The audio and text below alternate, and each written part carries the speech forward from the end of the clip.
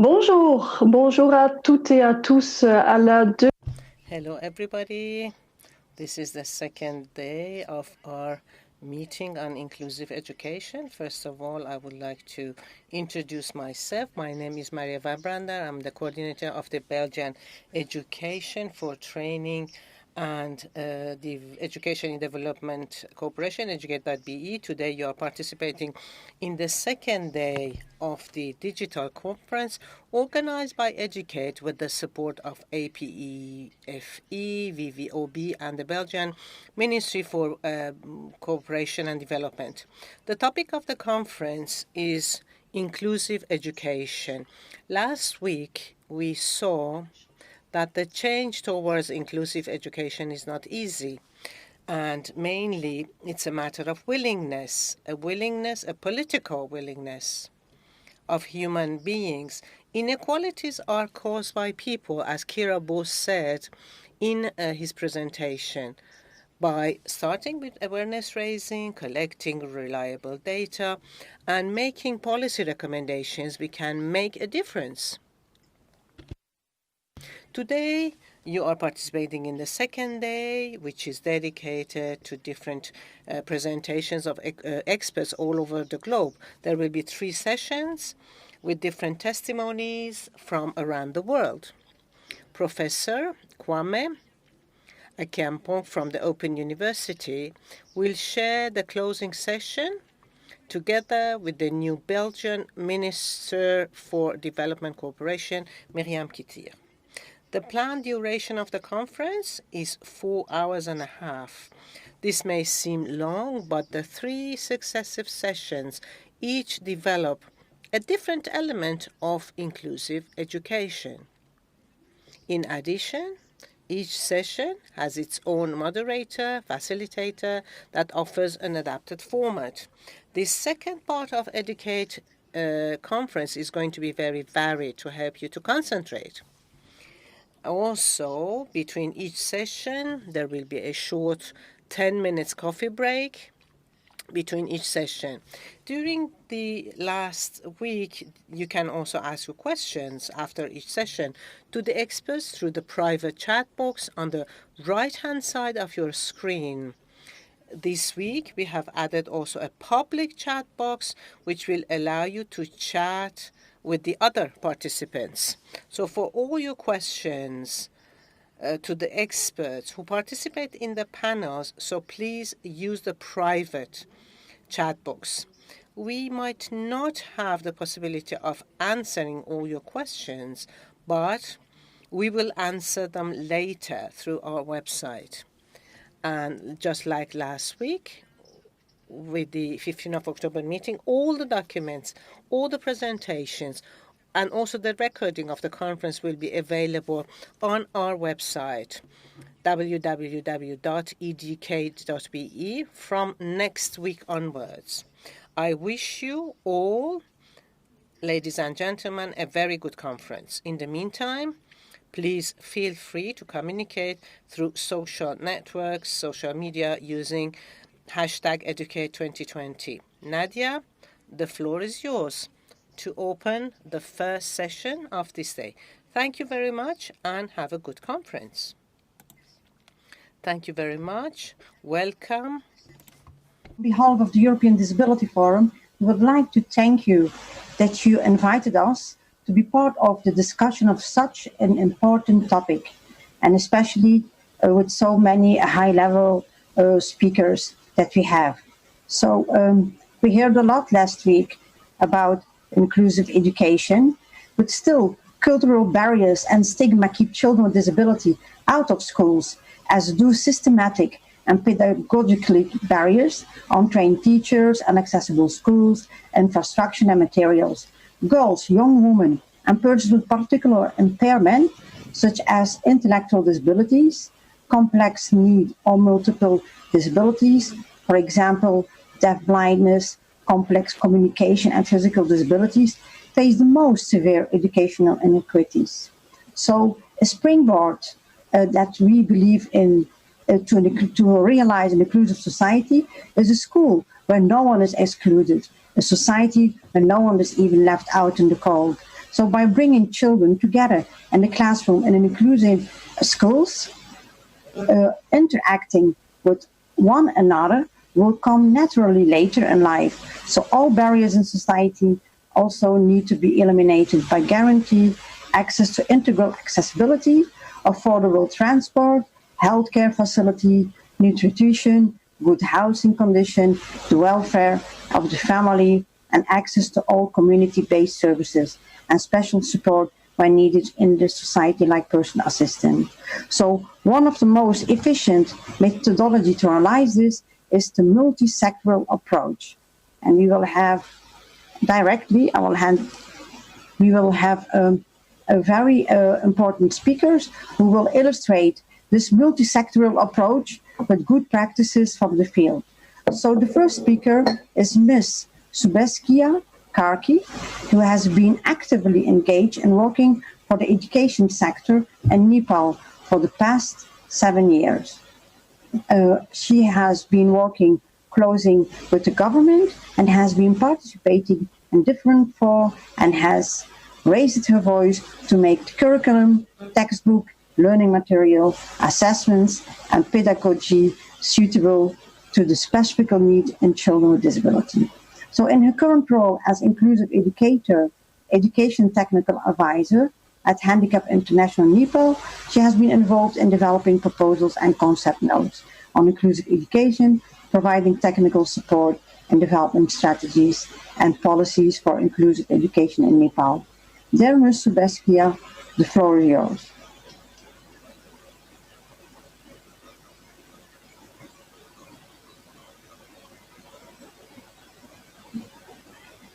I think you need to unmute yourself.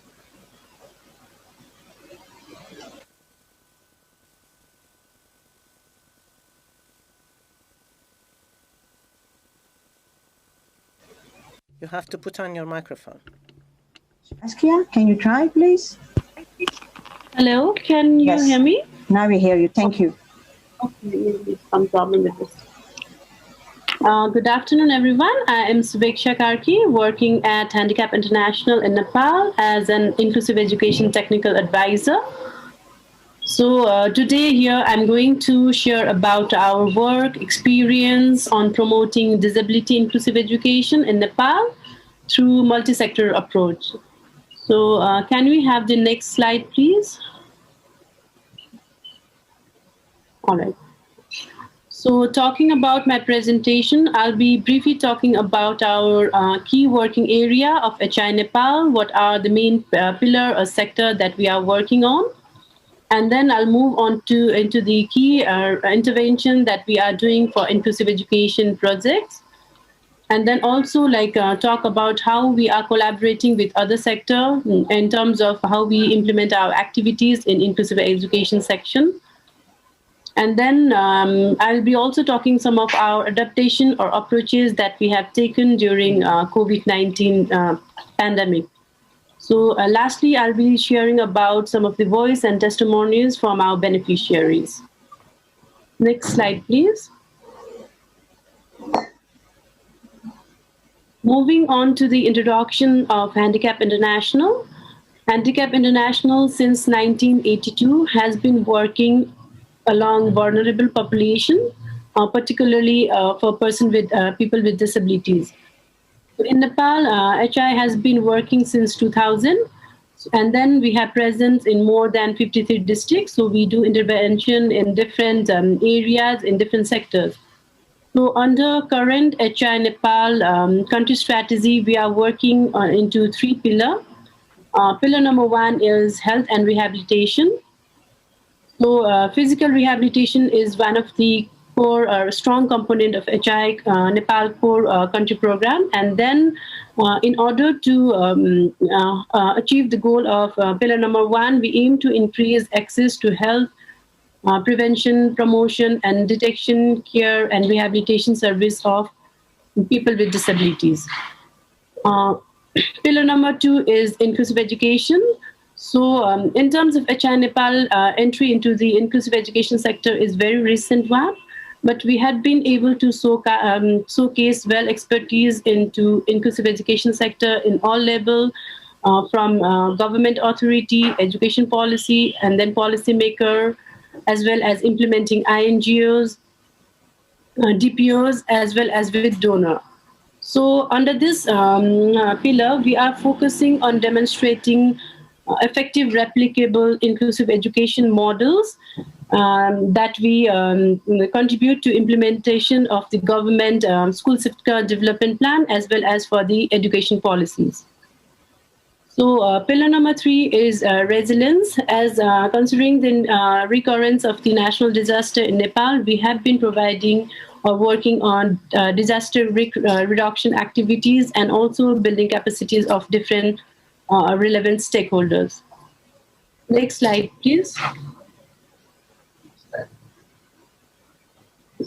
Key intervention among this inclusive education is that we work in community and then we also work at the school level, as well as we work at this system strengthening.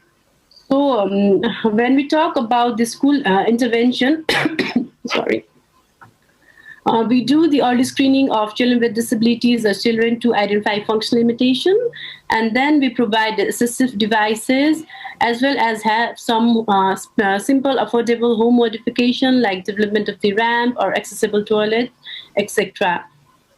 Second one is we also focus and work on out-of-school children, where we provide bridge class or the preparatory class, which are the informal classes where children with disabilities who are out of school or never been to school will learn some basic literacy and numeracy, so that after that they could be enrolled into the formal school. And then personalized social support, which is the person-centric approach on inclusion, that are also built in our approach as an inclusive education approach that we have been working on. So we, as a community level, we worked, build capacity or raise awareness among parents and community members. And then we also have the community learning center or the learning hub, where children of parents with disability come and exchange the information on regular basis. Apart from that, when we talk about multi-sector, we just not focus on the education, we also focus on the livelihood, as most of the children with disability come from the poor economic background. So we also try to support children with disabilities, either linking them to technical education, vocational training. And in terms of profound and severe disability, we try to link parents, caregiver of those children to business, as well as we provide some seed money so that they could, the parents or the family could start some business by their own. And then we also provide the training on daily life skill, basically focusing on children with severe and profound disability, as they are more dependent upon their parents. So we try to provide the information or give training to those parents who can support their children on their daily living. Moving on to the intervention at school level, we are more focused on the teachers' professional development, and then we provide training to the teachers, basically on the inclusive pedagogies, inclusive education, individualized education plan, classroom instructions, as well as development of teaching learning materials. And then we also integrate the component of inclusive school improvement plan into the school. Basically, for those children who are just enrolled into the formal school and then from the bridge classes, they are also provided with the supplementary catch-up classes. And then for the system strengthening, we closely work in collaboration with Center for Education, Human Resource Development, which is the operating unit of Ministry of Education, Science and Technology. And under that, we have the different thematic working group under government school sector development plan. So HI has been one of the active member in this thematic working group, and then providing the technical support in the education sector plan, education policy, as well as inclusive education policy, where minimum enabling condition for inclusive education has been drafted. Apart from that, we are also working with our consortium partner, basically to have the disaggregated data on children with disability. So under that, we have developed the EMIS Education Management Information Subsystem, where we have the disaggregated data on children with disabilities, through the use of Washington Group Child Functioning Model. So this has been recent development, but we are yet to about pilot this approach within the few weeks. Next slide, please.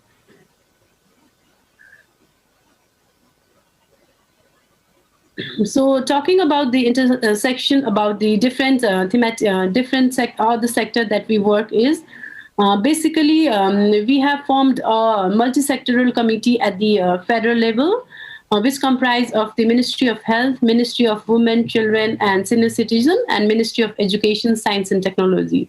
So these are the steering committee who provide us with the strategic and policy direction to our work. And at the local level, we work with the Disability Coordination Committee, who are more involved in the advocacy rights of people with disability, as well as providing the disability identity card. So when we work with health sector, we collaborate them with basically to have the health camp where we identify children with disability, where we provide the assistive devices to them. Basically, we also refer those children identify whether in school or out of school to different referral services like rehabilitation, physiotherapy, and etc. So in terms of rehabilitation services, HI Nepal has presence or have physiotherapy in different government hospitals. So we link those children to that hospitals to provide the rehabilitation services. Sorry. And then psychosocial support is one of the recent activities that we have entered as a response to the COVID activities. So basically, when we conducted the rapid need assessment, we found out that more children and parents of children with disability, they are into fear and anxiety within this pandemic situation. So in order to overcome those fear and anxiety, we have been working with psychosocial counselor to provide the psychosocial services or support to children with disabilities and their families. So basically, we also collaborate with the social welfare. And then we collaborate with the social welfare because in Nepal, people with disabilities or children with disability, they are eligible for getting the disability ID card. And then after they get this disability ID card, they are eligible for different social benefits and allowances. So we link those children, identified children, to the social welfare so that they get the disability ID card and then other benefit after that. In terms of livelihood, in some of our implementing districts, we have identified or mapped these service provider, and then we also have the linkages to the technical education vocational training, where girls with disability are basically interested in taking the tailoring, mobile repairing type of skill training. So these activities are also on hold because we are not able to move forward the field level activity right now. And then we have also provided the seed money to parents or family of children with disability so that they can start up their own business. Next slide, please. So here I'm going to share about one of the success story from one of the project. A girl named Rabina, who is girl with physical disability. She was identified by one of our community volunteer when we did the early screening at household level. So Rabina, she was never been to school. So we came to know that she was never been to school. And then we also provided her or linked her with the health camp where we organized with the other health institutions. So within that health camp, she was provided with the wheelchair and then the toilet chair. So after that, our community mobilizer went to the parents and convinced that she need to attend the brace class. So after that, she was enrolled into brace class, and then we also provided her with the learning materials. Not only our intervention was limited to Rabina, but we also provided the skill-based training to their parents so that they could support her in daily living as well as into her education. So basically, she has now, after 9 months of brace classes, she has gained basic literacy and numeracy, and then she is ready to be enrolled into a formal school. But right now in Nepal, since April, we are not able to open the school due to this COVID situation. So we are not able to enroll her into the formal school. Once it's open, we'll be enrolling her into a formal school. Next slide, please. Okay. So here I'll be talking about some of the approaches that we have taken during COVID-19. Basically, as we all are struggling, and then basically when our field movement are restricted, we need to have adapted some of our response to the COVID-19. So one of the response at community level was we did the rapid need assessment to identify the health status of our beneficiaries, as well as to identify whether they have the access to different devices so that they could learn through that devices. And then we also analyzed the distance between our volunteer, that is the big sister, and then the beneficiaries, so that when the situation is normalized, we could support one-to-one to our beneficiaries. And then as in one of our projects, we work along with the marginalized girl and girl with disability who are more vulnerable for the gender-based violence and other kind of violence. So we also have the system of SMS tracking, online SMS tracking, where any incident will be reported to our big sis volunteers and then to us. Sorry. So another intervention that we did during this COVID is the distribution of hygiene and sanitization material. This was also one of findings from our rapid need assessment, as we came to know that most of the family, they don't have a simple hygiene kit or the precautionary measures. So we try to at the multi-sector approach, we try to provide them with such hygiene kits. And then for the school, Ministry of Education in Nepal, they have endorsed the alternative learning system where learning through radio, television, online, offline, and online portals, as well as remote and distance learning has been prioritized. So in order to support those government intervention, we are supporting radio schooling. We are working with the teachers to develop the radio lesson in a more inclusive and acceptable terminology for children with disabilities, and then also trying to encourage them to use the inclusive pedagogy, such as the repetition of the same topic with the different activities, so that children with disabilities are able to catch up the session that is delivered through radio. And then when the movement was allowed, we also supported children with hearing impairment without trained volunteer on sign language. So we interpreted those radio lessons through that volunteers to our beneficiary who are with hearing impairment. And then for the psychosocial support, as I have talked earlier also, we have been providing the psychosocial support to the parents and children through the psychosocial counselor. Next slide, please.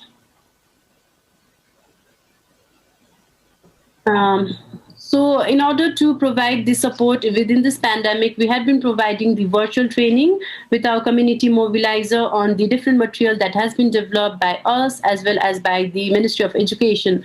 It's not just related with the education, but more on the hygiene and the precaution that they need to take during this pandemic situation. So after that, the the community mobilizer, the training is transferred to big sister or the volunteer, who then provide the one-to-one support to our beneficiaries.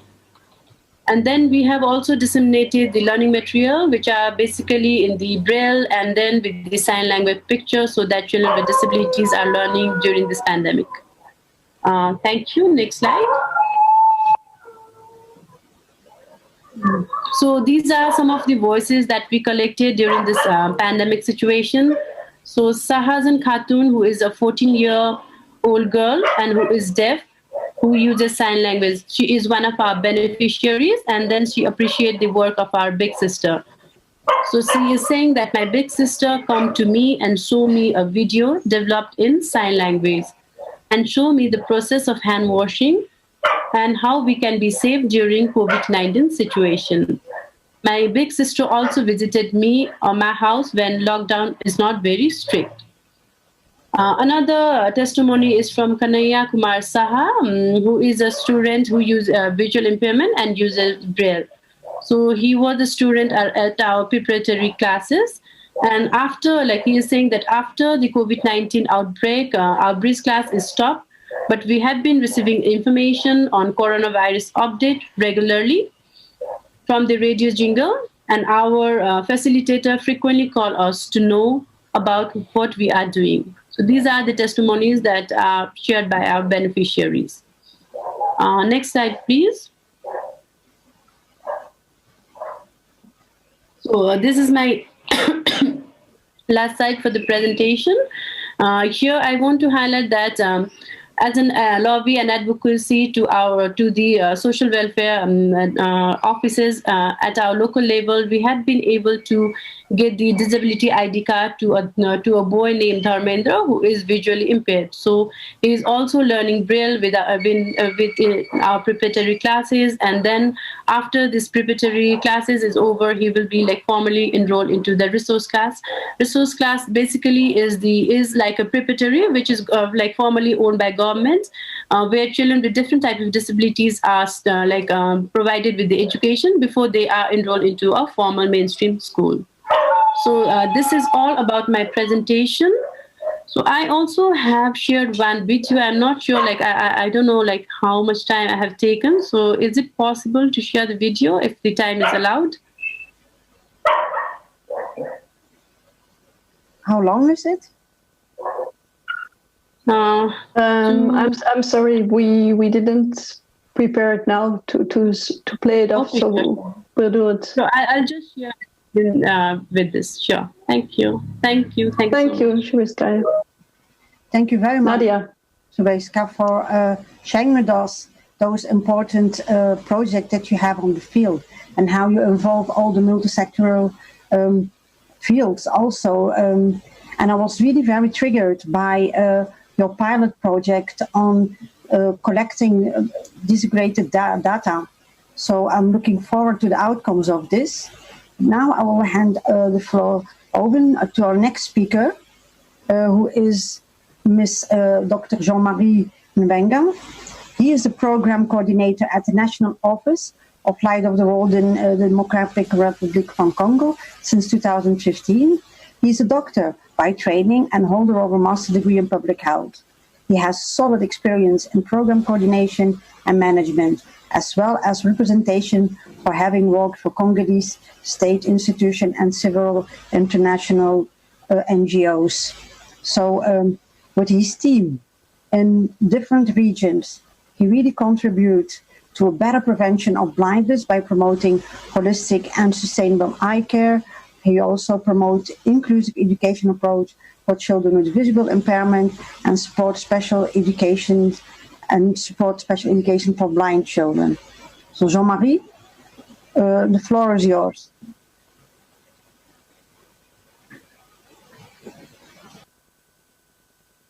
Merci beaucoup. Merci. Thank you very much for giving me the floor. Light for the World Belgium in Congo has been implementing a number of eye health programs. And in link with this particular program, since 2012, we've developed a number of grassroots pilot experiences regarding inclusive education in Congo. Inclusive education is, I must say, quite recent in DRC. Those field programs have been captured in a video. And I would like now to ask the organizers to show the video. And it goes without saying that I would be pleased to take any questions you might have after this video. Approche multisectorielle que met en œuvre Lumière pour le Monde Belgique. Il est question dans les courts éléments de mettre en exergue quel type de coordination faut-il entre différents secteurs et acteurs pour l'éducation en faveur des enfants en situation d'handicap. L'ONG belge Lumière pour le Monde partagera ici les différentes expériences issues de son projet pilote d'éducation des enfants malvoyants à Lubumbashi. Pour ce faire, nous allons nous entretenir avec différentes personnalités qui interviennent dans ce projet, bien sûr en commençant par Dr Jean-Marie Mbenga qui est du bureau Lumière pour le Monde au Congo. Dans la région sud du Congo où nous intervenons, nous avons une double mission. La première mission, c'est de lutter contre la cécité évitable. Et par rapport à cette mission, nous sommes déjà à 4 hôpitaux du niveau provincial qu'on a développés, hôpitaux spécialisés des yeux. Et nous avons développé des unités ophtalmologiques dans 10 hôpitaux des districts dans des milieux ruraux. Alors il y a une deuxième mission, c'est celle de réduire l'impact de la déficience visuelle irréversible sur les enfants, des enfants pour et qui fait d'ailleurs l'objet de notre entretien de ce jour. La zone d'intervention qui nous est attribuée est très vaste. C'est une région qui comporte 9 provinces. Et deuxième chose, c'est que l'éducation inclusive elle-même est une approche très récente dans ces pays. C'est pour cela que pour démarrer, nous avons préféré démarrer par un projet pilote dans une seule ville et consolider suffisamment ce projet avant de passer à l'échelle. Et c'est ainsi que depuis 2013, nous développons des projets pilotes successifs dans cette seule ville de Lubumbashi pour vulgariser l'approche avant de pouvoir aller ailleurs. Mais au fait, l'éducation inclusive, c'est quoi? C'est un paradigme d'enseignement qui consiste à transformer des milieux éducatifs ordinaires pour permettre à tous les enfants, y compris ceux en situation de handicap, de concrétiser leur potentialité sur le plan scolaire, mais aussi sur le plan social.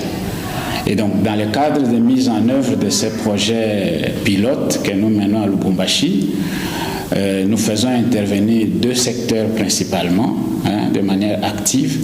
C'est le secteur de l'éducation, mais aussi le secteur de la santé. Mais subsidiairement, nous faisons aussi intervenir le secteur du social. Je m'appelle Thérèse Chibola.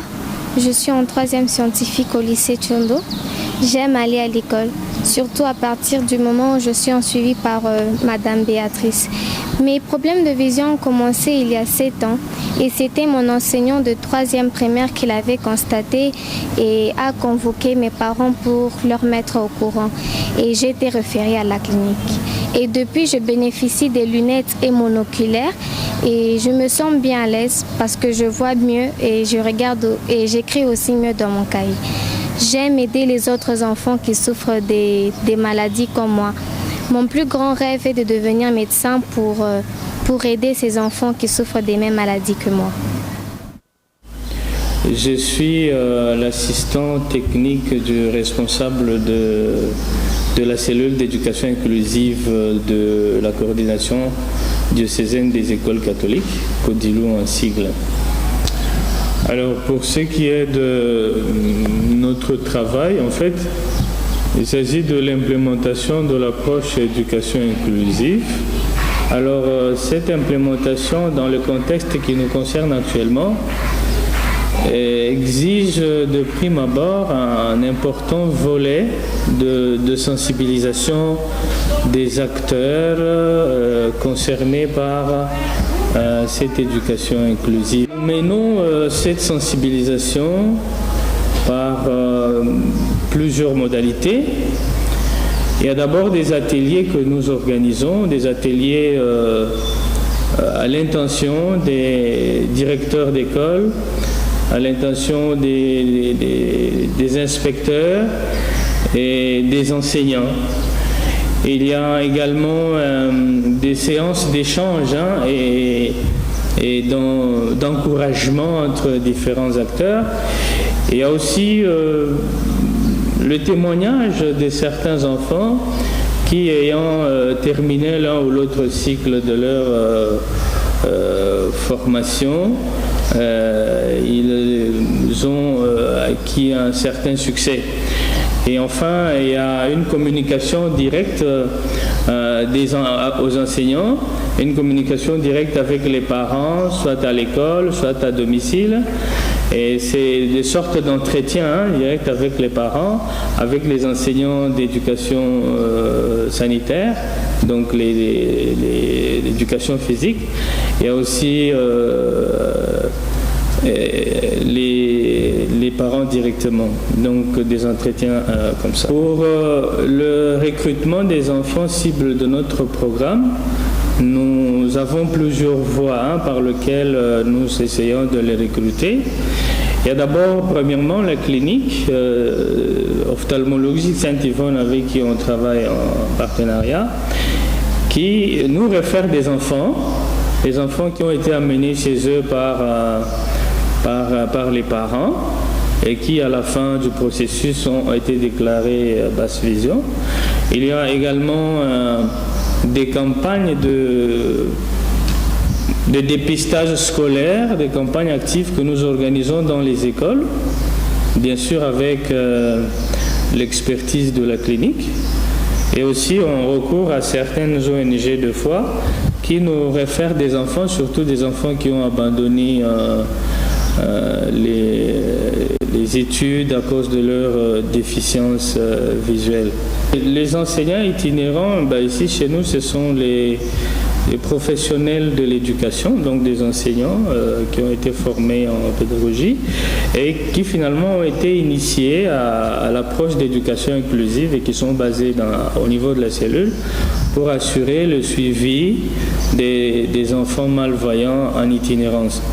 Alors ces suivis, d'une manière générale d'abord, c'est qu'ils doivent élaborer le plan d'intervention individuelle.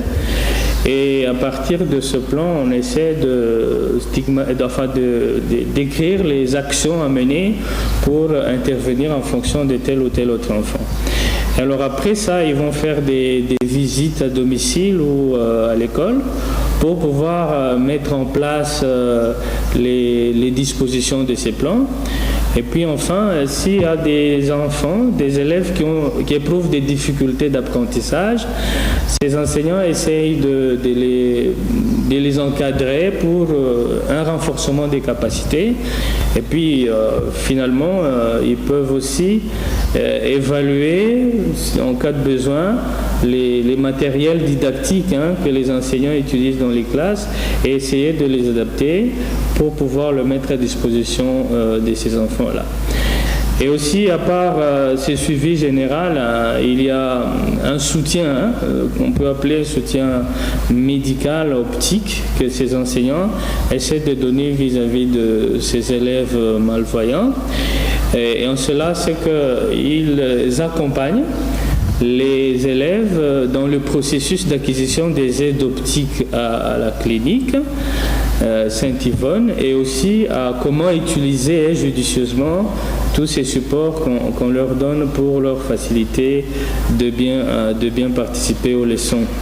Et ils doivent en fait s'arranger, faire en sorte que chaque élève puisse avoir des aides optiques adéquates, donc des lunettes ou des aides de basse vision. Et aussi, s'il y a des examens prescrits, ils doivent s'arranger pour que ces enfants-là puissent passer ces examens à temps pour éviter effectivement des désagréments dans le cas où il n'y a pas de suivi. Et aussi, on passe dans les familles, ils passent dans les familles pour encourager les parents, les frères des enfants malvoyants, pour qu'ils puissent avoir un peu plus d'empathie par rapport à leurs membres. Je travaille comme enseignant itinérant pour le programme d'éducation inclusive de la Codilou. J'assure le suivi de l'élève Chibola Thérèse depuis 2015 qui a les problèmes de vue.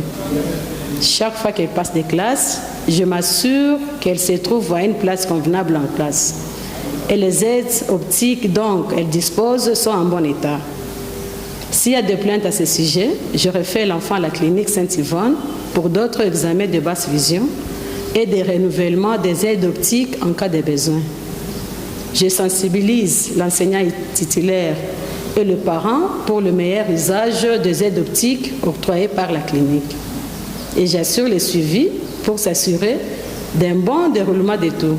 Quelquefois, j'aide l'élève à répéter quelques matières qui lui semblent difficiles, comme les mathématiques par exemple. Aussi, surtout en début d'année scolaire, je sensibilise ses collègues de classe, le parent et les membres de sa famille pour briser toute forme de stigmatisation ou de trop d'attention à son regard. Moi, c'est Dr Ndaï Francine, médecin à la clinique ophtalmologique Saint-Yvonne, médecin-chef de staff.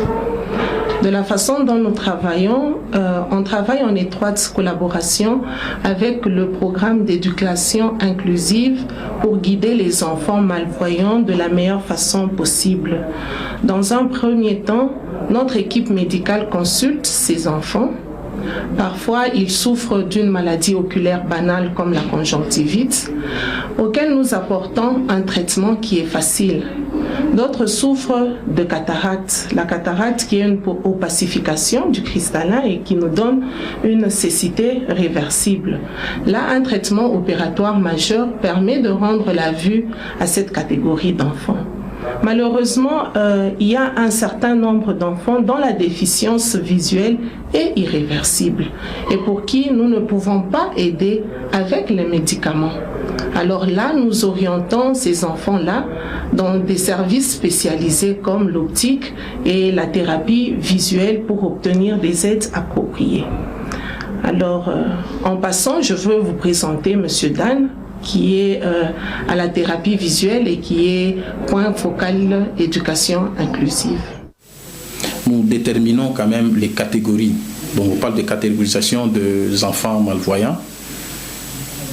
En dehors de cela, nous avons aussi le suivi médical parce que nous avons un système d'appel. Il faut retrouver ces enfants qui ne répondent plus au rendez-vous. C'est pour leur bien. Nous avons ce système d'appel. Et aussi, nous avons un système de préparation. C'est comme à l'école maternelle, donc le pré-maternel. Donc, nous préparons ces enfants à l'écriture noire. Ils ont quand même une vision, une petite vision, bien que cette vision, nous l'avons appuyée avec les aides optiques et les aides non optiques. Donc, ces enfants doivent faire l'écriture noire. Donc, raison pour laquelle ils passent par ce que nous appelons l'entraînement vision fonctionnelle et l'entraînement écriture noire. Voilà ce que nous faisons.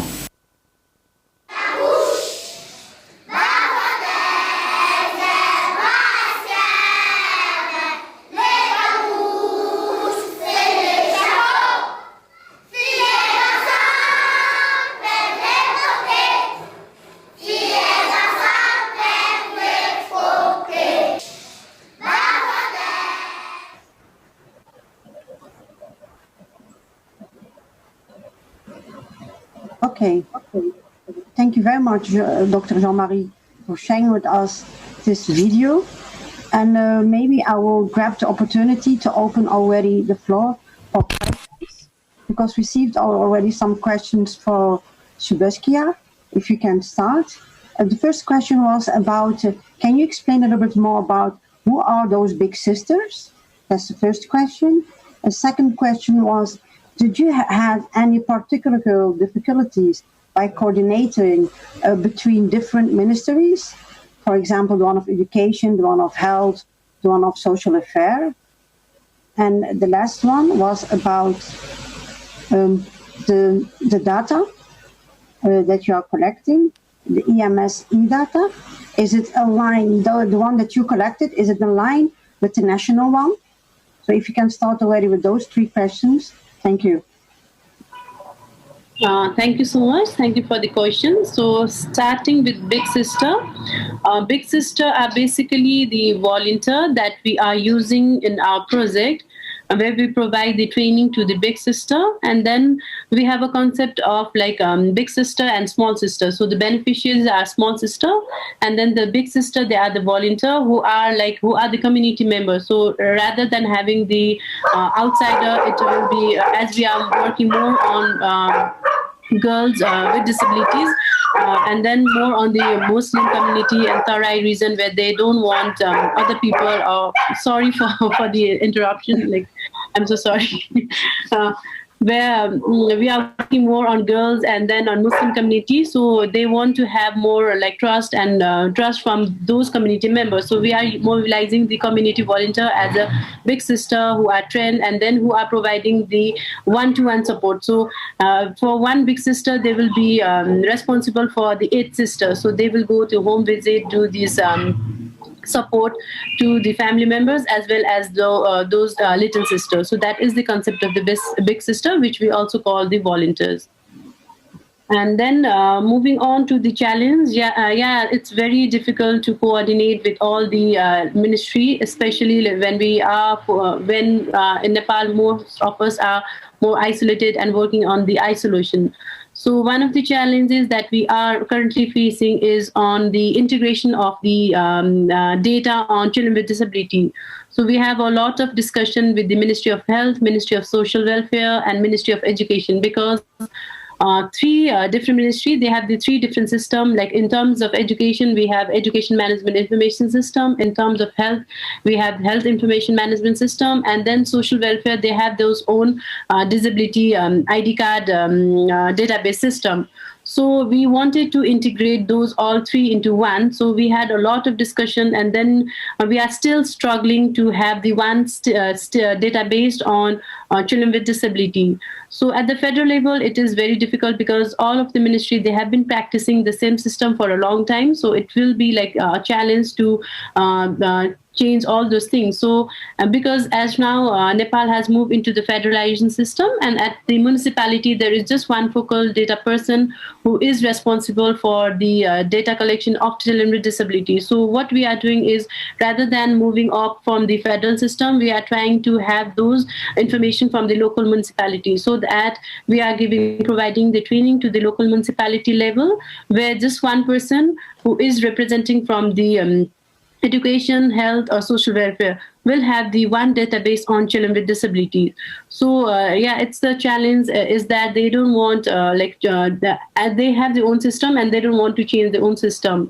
If we talk about if we wanted to make these changes, so that is one of the challenges that we are currently facing. So rather than moving from the upward like federal, we are trying to do it from the downward, having the data from the local level, and then showing the evidence that this could be generated at the local level, and then it could be compiled at the federal level.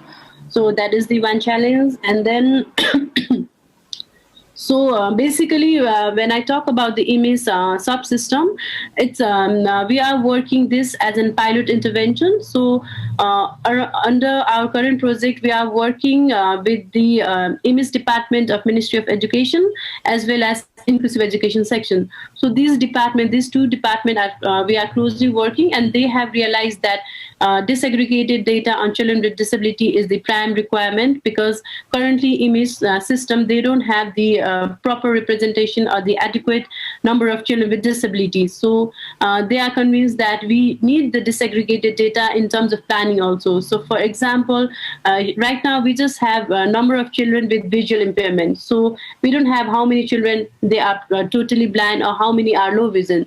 So if we don't have that disaggregated data, it's very difficult for the planning, like how many Braille books or how many books with the large print are needed. So they are convinced that it's very essential.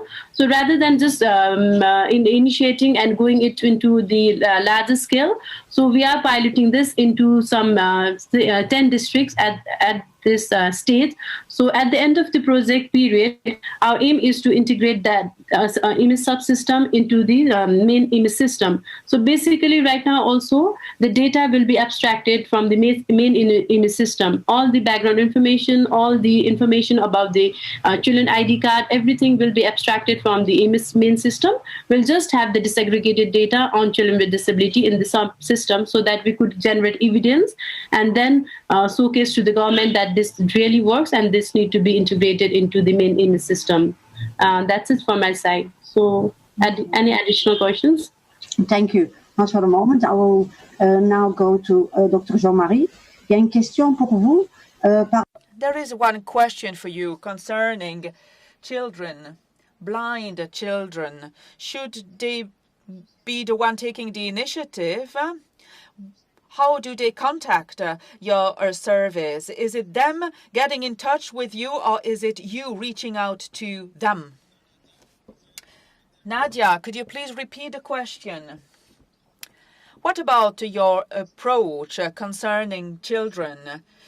Do children get in touch with you, or do you run campaigns so that you can get in touch with the children? Well, there are 3 ways that we use to recruit children. First, there is the ophthalmology clinic that we work with that refer children to us. And then we also organize campaigns across every school in the city. And this is a way for us to recruit visually impaired children. And then we also rely on local NGOs, on community NGOs, which also refer children to us, children who are visually impaired, who have dropped out of school, and they refer these children to us. So these are the 3 ways that we use in order to recruit the children for our project. Thank you. There is a follow-up question. What about the COVID-19 crisis? Because of this crisis, did you decide to opt for a more holistic approach? What about a more social or economic approach that you might have decided to opt because of the crisis? Well, we've certainly learned a number of lessons from this pandemic. But you know, this project is only but a pilot project, and we are getting organized in order to bring it up to a higher level. And by the way, our intention is to work together with the government, together with other partners such as Handicap International. We are all working alongside the government in order to develop a national inclusive education program that should become part and parcel of the national education campaign. So this is currently what we are working on. So there should soon be another project so that we can learn the lessons from this COVID experience. Also, to Sebastian, did the COVID-19 measures had any impact about the approach that you are using on socio-economic and social affair? Basically, like when I talked about the adaptation plan, it's as we are more focusing on the education one, our effort has been shifted from the education into the more over into the precaution, and then about how to make more hygiene and all those things. So in terms of implementation, one or two of our project has been hold because we are not able to move into the field because most of our activity has to happen at the field level.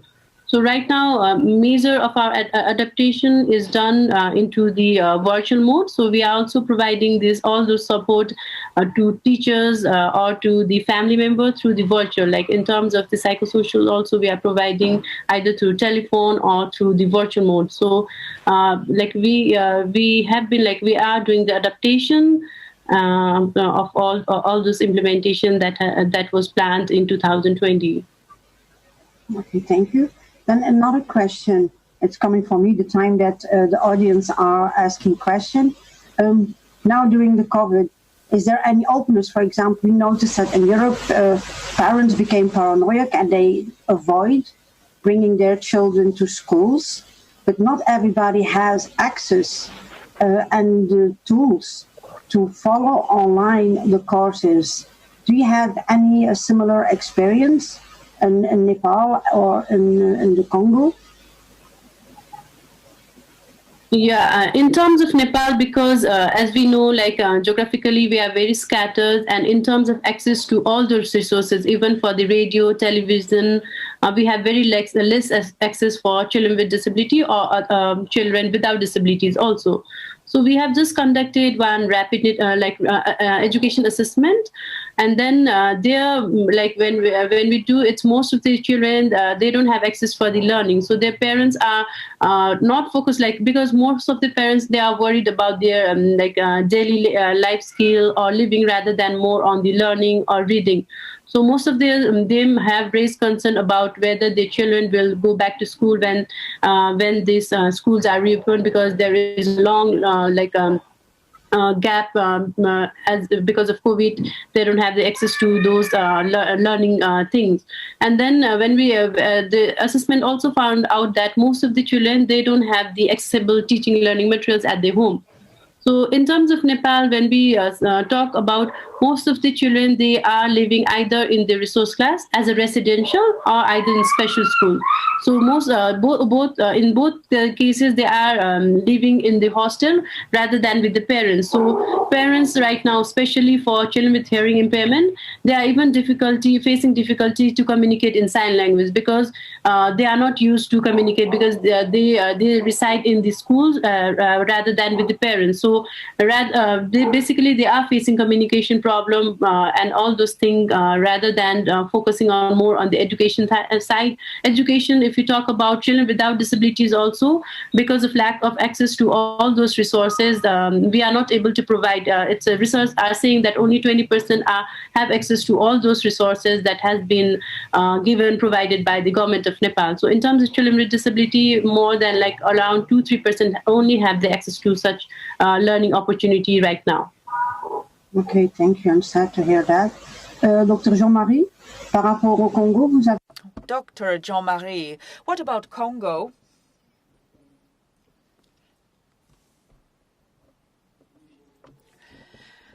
Well, in DRC, I must say that ever since the beginning of the pandemic, the state of emergency was declared by the government, meaning to say that every activity has been put on hold, including schooling. And this has been until the month of September. And we've lost the audio feed from Dr. Jean-Marie. Les initiatives ne sont pas à distance et autres. Donc, il n'y a pas eu d'activité particulière pendant cette période. So nothing special happened during this period, but after lockdown, a number of teams have been set up in order to help the children. And this went quite well, because we have an attainment rate that is in excess of 70%. That's all I can tell you. For sharing with us this very important experience with the online, and also showing the benefits of a multi-sectoral approach and how it really can help within the community to support children with disabilities to have access to education as equal level as all the other children. So thank you very much. I will hand over to Marie to introduce or maybe to introduce the next panel, please. Yes. Thank you, Marie. Okay. Merci beaucoup. Merci. Thank you very much, Nadia. Thank you very much to everyone for these most interesting presentation. We're going now to a break for a coffee. It is 2 p.m., 2:04 p.m. So it's time now for a break, time to enjoy a cup of tea, a cup of coffee, time to stretch your legs, and we'll resume in 10 minutes time. Keep your audio open so that you can hear the background music. Of course, continue to talk to one another using the public chat, and we'll see each other after the coffee break at 2:15. Thank you very much and enjoy your break.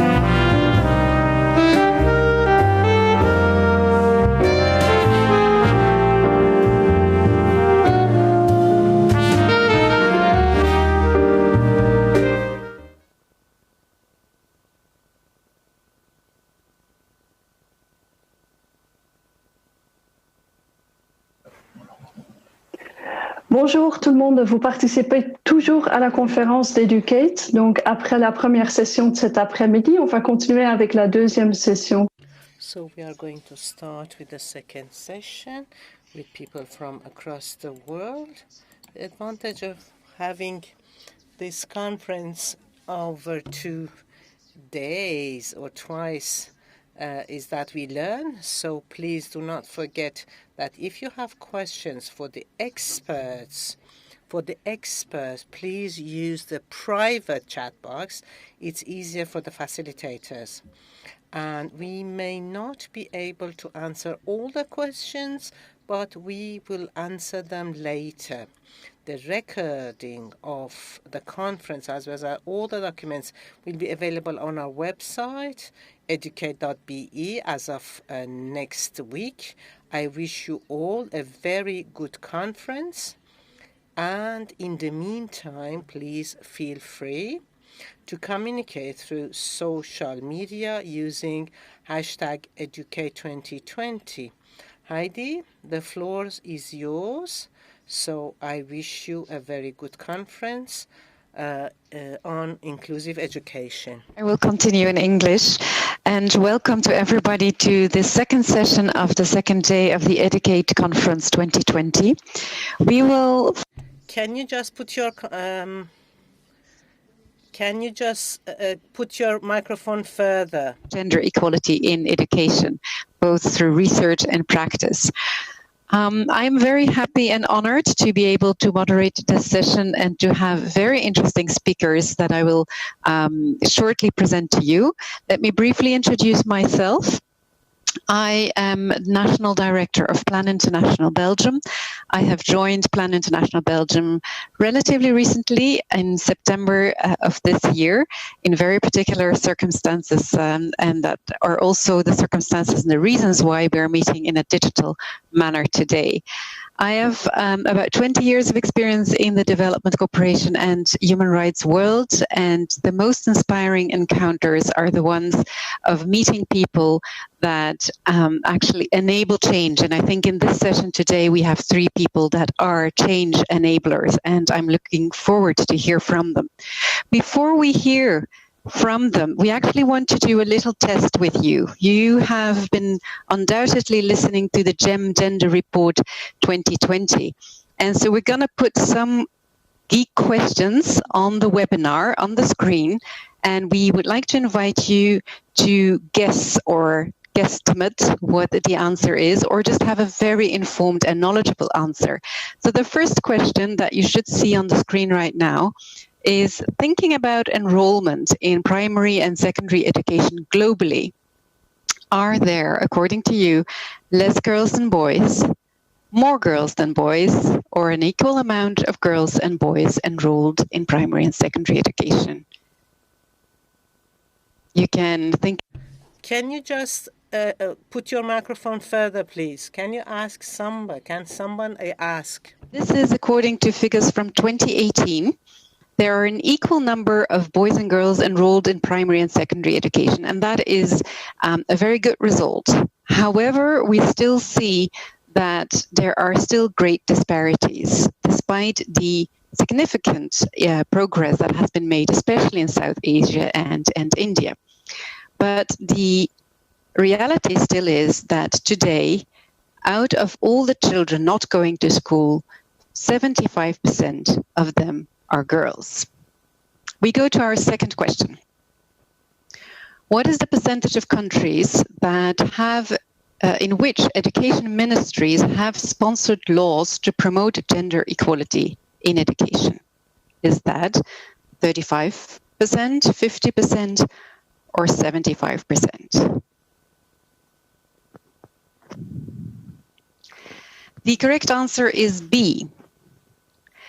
That is actually a very encouraging number, 50%. However, the reality is that in practice, these laws still fail very often due to lack of political will or no budgets assigned or no monitoring tools. So there is also still a lot of work to do. The final question before we dive into this session is, globally, what is the percentage of adults who consider that gender discrimination is the most important global problem in the world according to the World Values Survey? Is that 8%, 14%, or 3%? The correct answer is 8%. And it actually demonstrates that change in education will only happen when the gender norms are also changed and that the unequal gender norms are eliminated. A return to traditional values is actually jeopardizing progress in terms of gender equality, and there is an increase of gender biases that has been observed in the countries surveyed. So that actually gives you a bit of an overview, both of the potential on the one hand, but also the challenges on the other hand. The figures are from the GEM report that was mentioned last week and presented last week in the conference. And I also want to just mention a few of the numbers from that report, showing that when all women would have completed their primary education, then maternal death would be reduced by 2/3. And if all of them would have gone to secondary school, child death would be cut by half, and that would save about 3 million lives. There would also be 2/3 fewer child marriages. And if all girls in Sub-Saharan Africa and South and West Asia would have had secondary education, teenage pregnancies would drop by 60%. These numbers show that education is much more than just learning how to read and learning how to write. These numbers show the potential and the true leverage of education. Challenges in education remain, and they're actually aggravated by situations of poverty, by situations of conflict, by disability, and at times also by ethnicity and ethnic grouping.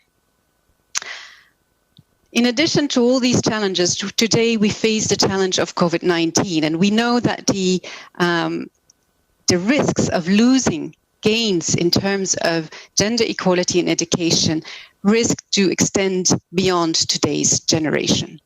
All the more important that we hear from people who work in this field in countries around the world to see how can we make progress and how can we consolidate some of the progress made. This session will explore the responses to some of these barriers to girls' education, such as poverty, child marriage, gender-based violence, social norms, and we will learn from them how they can be approached in a holistic manner. I would first like to give the floor to Balkissa Aruna Bra from Niger. Balkissa is passionate about gender equality and social justice issues. She is one of the winners of the 2017 Sahel Leadership Program. She has an advanced She finished an advanced studies in gender and development in Geneva and has a master's degree in international management. Today, she is the program advisor for Niger of the Girls First Fund. It's an initiative focusing on supporting community-based organizations to prevent child marriage. But before that, she was the manager of Saraounia, a girls' education project for Enable, from 2016 to 2019. And today she's so kind to share that experience with us today in that session. You have the floor, Balkissa. Merci beaucoup. Thank you very much. Yes, I would like to share the screen. Présentation. Yes, can I put the presentation on the screen? On peut passer la présentation. Could you please put the presentation on the screen? C'est fait, Balkissa. Oh, je ne vois rien. C'est bizarre. C'est bizarre, je ne le vois pas. Moi, je la vois. Yes, we can see the presentation.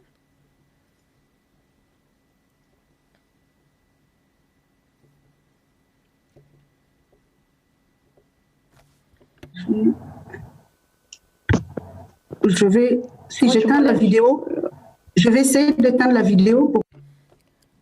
I'm going to switch off the video, says the presentation. Zoom. Le mode... Ah, attends. Affichage... Oui, ok, je vois maintenant.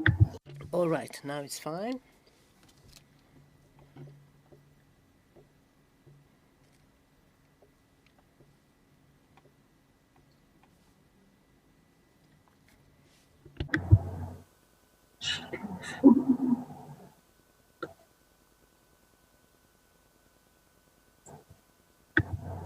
Balkissa, tu vois ta présentation maintenant?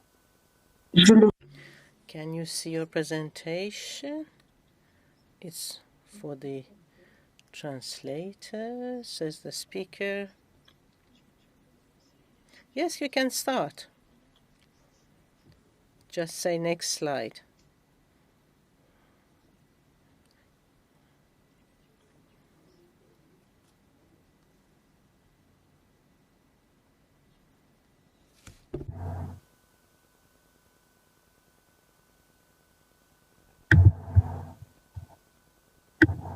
Ok, je le vois. C'est bon? Oui. Okay, I'm sorry. Now I can see the screen, says the speaker.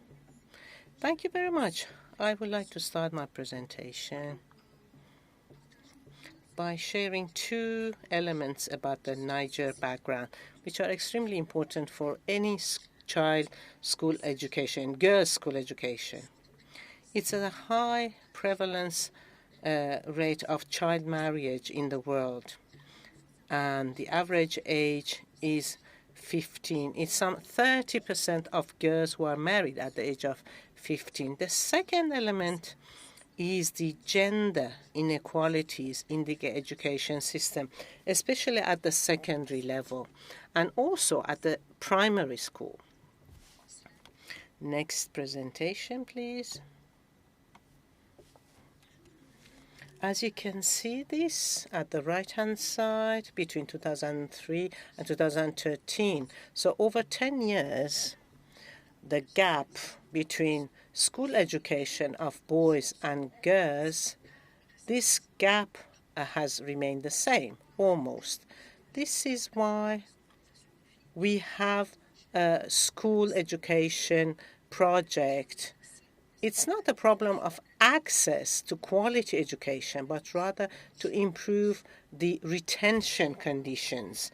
So what we have to do is to do our best to decrease the risk of school dropouts for girls. So next presentation, next slide. So against such a background, so this project was born. I would like to share some elements about this project. So this started by the Belgian Development Agency.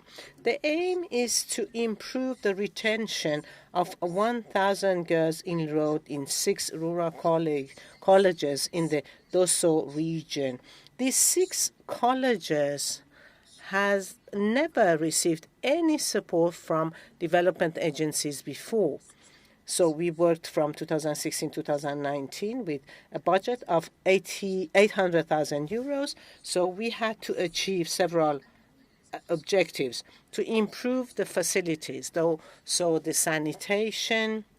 So then we had to improve the way we were going to give support, also sports facilities, and then we wanted the communities to do awareness about education and gender. And the last outcome was a kind of pilot facility, and it is called the study house. During these 3 years, we have been working in close collaboration with the regional management system of schooling in this region. Yes, next presentation. Here you have an image of a study house. it doesn't look like a really African house. It's just a concept, and the aim is to provide with a place which is safe, with all the books, all the necessary books for the girls.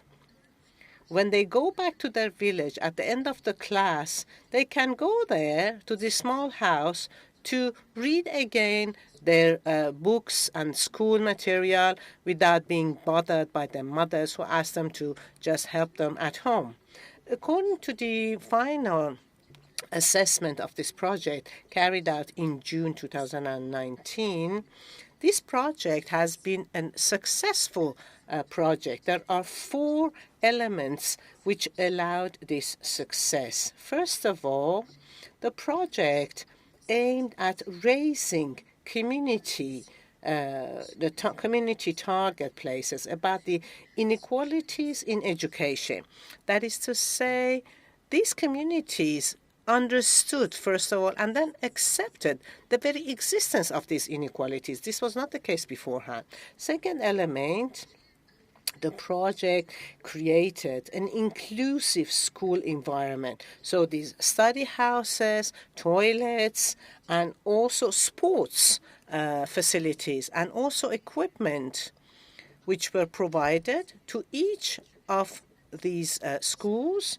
And this allowed us to fill in a gap, not only for practical needs of these girls, and also their strategic needs. Therefore, this was a more inclusive school environment in each of these communities.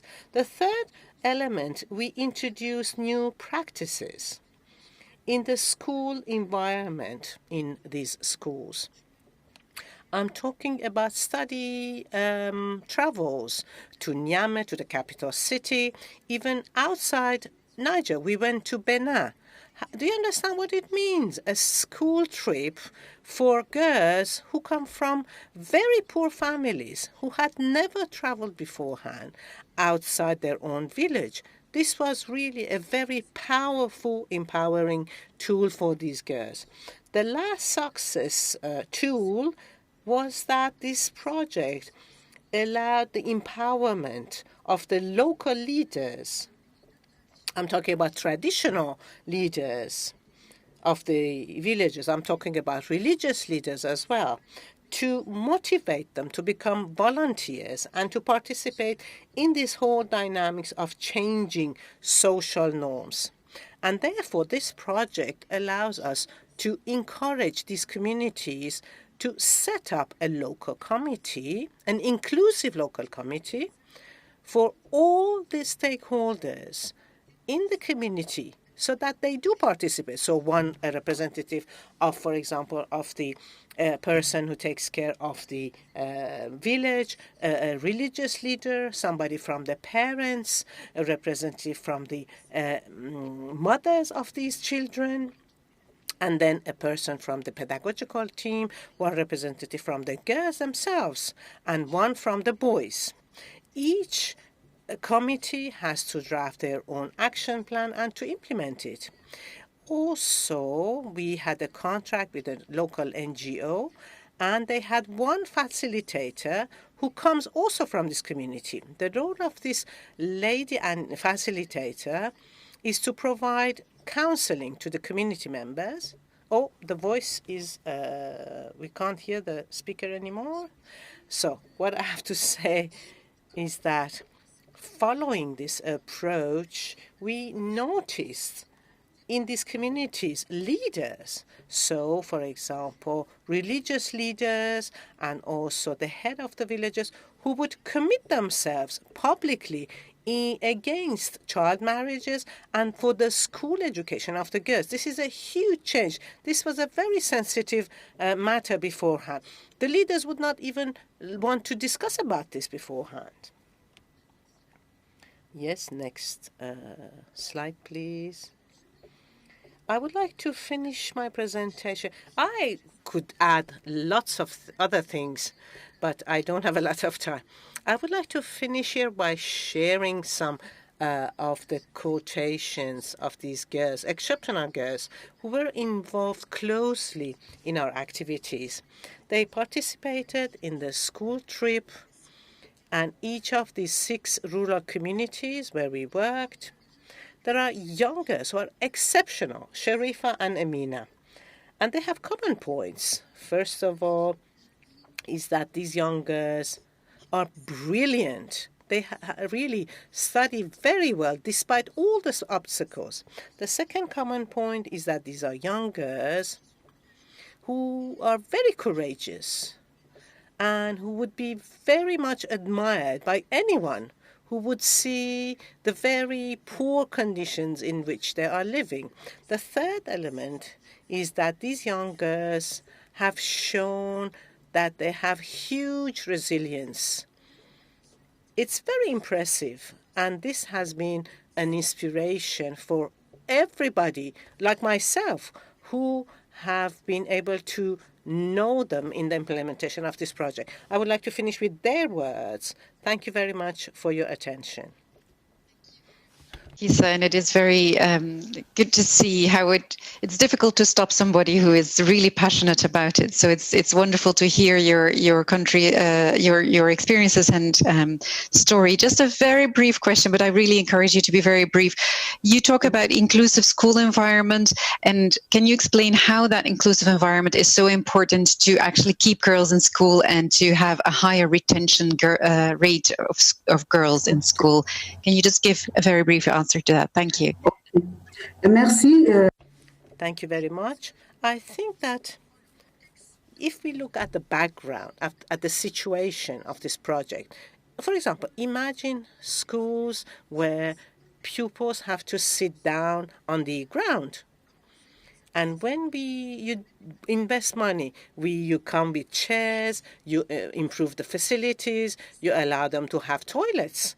You improve their motivation, the motivation of these girls and their school and educational aspirations. Otherwise, these girls, most of them, they are not motivated to go on with their school education under these poor conditions. I talked about girls who are exceptional. Yes, these are minorities. The majority of girls, the obstacles are so high in their environment that they give up. So the improvement of inclusive school environment is really a retention factor for the girls. Kisa, thank you for that clarification. We will move on to our second speaker, Humberto Camacho, and he is joining us from Cochabamba in Bolivia. He has a bachelor's degree in civil engineering and a master of science in water resource management from the Netherlands, and he has been selected to join the Humphrey Fellowship Program at the University of California, Davis, to work on sustainable and inclusive management. Today, he joins us as the national coordinator of the Bolivian Planning and Development Office of OFPROBEL, and that OFPROBEL is a partner of Via Don Bosco, an NGO addressing the development needs of vulnerable girls and boys, their families, and communities. Humberto is also on a daily basis experiencing the importance of gender and girls' empowerment, as he is the single man in his household and being a very proud father of 2 daughters, as he shared with us. Humberto, you have the floor, and we're looking forward to hear your experiences. Thank you very much, Heidi. It's a privilege and an honor to be here on behalf of my colleagues from Via Don Bosco to share some of the experiences from Salesians of Don Bosco, technical and vocational education and training centers in Bolivia. We've been collaborating with Via Don Bosco since the year 2000.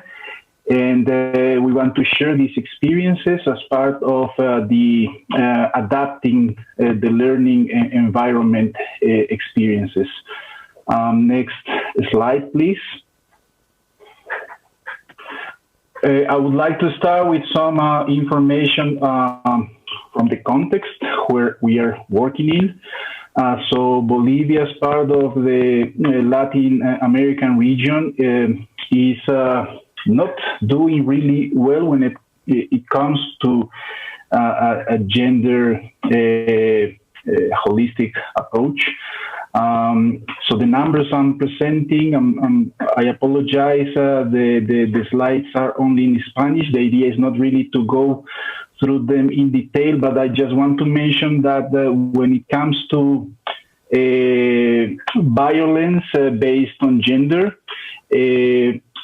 7 out of 10 women are going to suffer some kind of sexual abuse at a certain point of their lives. Bolivia is only after El Salvador and Honduras when it comes to femicides rate, with a really high rate of femicides. And even though there are some government approaches and activities going on to stop gender-based violence, only a very small percentage of women are going to really have some benefits and some results when it comes to looking for justice. So 98% of femicides in Latin America are going to remain impune. I love the picture in the middle with this indigenous woman from the Andean region in Bolivia as part of a civil movement activity asking for a Bolivia free of violence against women. So under this context, next slide, please.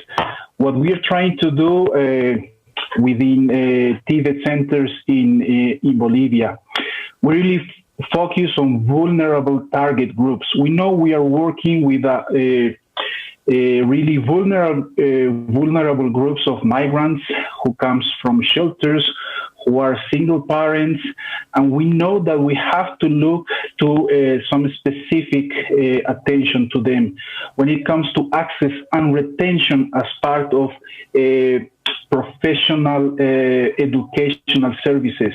We are working on leveling courses. We try to provide some scholarship for students, those vulnerable groups, to remain and to access the offer that we have as part of the centers. When it comes to empowerment, we need to work on self-esteem. We need to work on healthy relationships and positive attitudes with these groups. We have an open training offer with no gender and no role differentiation.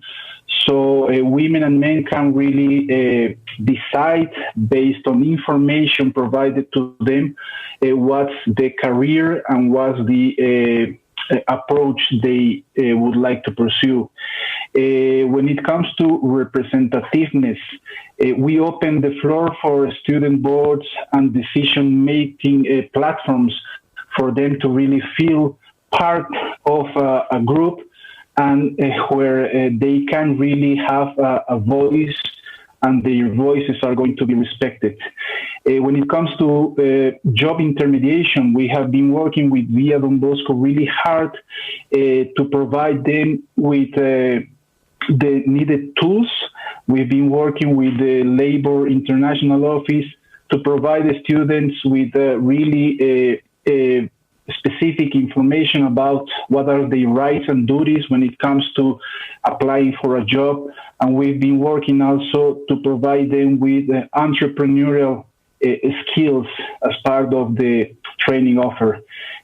Some complementary services that we've been implementing are related with the situation where many women are facing early family obligations and responsibilities. So we've been working on children's centers, not only to leave their children for a few hours over there, but also to really try to work on an early stimulation approach with those little boys and girls. And of course, we have to do this under a networking with public and private actors who are trying to do something and to improve the situation when it comes to gender issues in the country. The next slide, please. So this is how it looks like a typical training center. We have a combination of activities. A really important aspect is that we work really closely with teachers, with the main boards of directors of the centers, in this process of trying to bring together the perspectives of a gender approach, women trying to get into traditionally men-based careers, for example, and the other way around, working with, again, actors who are part of civil society activities, government policies to improve the gender issues going on the country, and the daily activities, the important role of teachers, both men and women, with their own experiences that are coming and that are being addressed on daily basis. The next slide, please. And the same, when we mentioned that we have opened the training offer for both men and women, it's really interesting to see those roles that are no longer specifically addressed only to men and women, but we have both being a part of different career options, working together and trying to really build a new understanding when it comes to what are the roles and what are the duties for genders under educational environment, and coming all together to really address and tackle barriers and problems from a combination of ideas and stimulation processes. Please, the final slide. So I really loved this picture, and I would say an image speaks more than 1,000 words. So no more violence based on gender issues, and no more femicides really occurring on a country where we are so diverse, where we have so much power to improve and to do something. And that's part of the activities we are running again on daily basis as part of these Salesian training centers. That's the information I wanted to share with you, and I'm really glad again to be here today. Thank you very much. Thank you, Huberto. We're very happy to have you with us, and thank you for sharing these very interesting experiences. I hear you mention, the importance of elements such as self-esteem, healthy relationships, positive attitudes, participation in decision-making, and that all of these are so important in terms of empowerment. Can you share a little bit how you went about that, and how do you foster that in young girls and boys, because these are soft skills? Right. Again, when we start what's the group, the specific target group we are working with, so are really vulnerable groups where their rights have been put under risk, right? So we work again under an open environment. We really focus on the experiences that the whole educational community can bring on the floor. Again, teachers, parents of the students, and self-esteem. We need to let them know that they have to start loving themselves on the first hand. When it comes to healthy relationships, we need to know and we need to provide them with skills and tools to make an early abuse report when we are listening those numbers. Again, sexual abuse, femicides, they need to know that they can really do an early abuse report and that their voices have to be listened. When it comes to positive attitudes, this is against a negative environment we are really working in, and we need to them let know that they are safe under the environment they are going through on daily basis with their fellows, both men and women. Soft skills like teamwork, like problem resolution, and a very important skill for them is to keep learning, not stopping after they conclude training courses, but the possibility for them to keep learning and improving themselves. And decision making, again, to let them know that their voices count and that they have values and rights that have to be respected. So we work again those aspects as part of a whole, with a holistic approach with the educational community we bring together in the spaces they are learning. Thank you very much, Humberto, for sharing that that experience. Before we move to our third speaker, I want to remind all the participants that you can address specific questions to our speakers, and you're encouraged to formulate your specific questions in the private chat box, so that in the Q&A session we can see them there, and then our speakers can respond to your questions. Let me move to our third speaker, Adeline Nouemou. Adeline is joining us from Benin.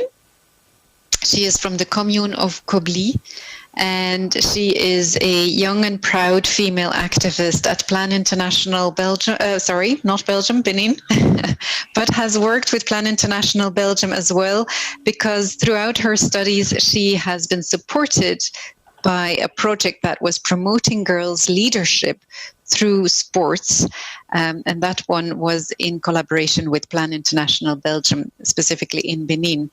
She is today a member of Sports Association of her community. She is a former captain of a football team, and Adeline actually is passionate about fighting stereotypes towards girls and for the respect of their rights. She is studying at the University of Barakou, and she is forming a solid base to become a fantastic lawyer soon.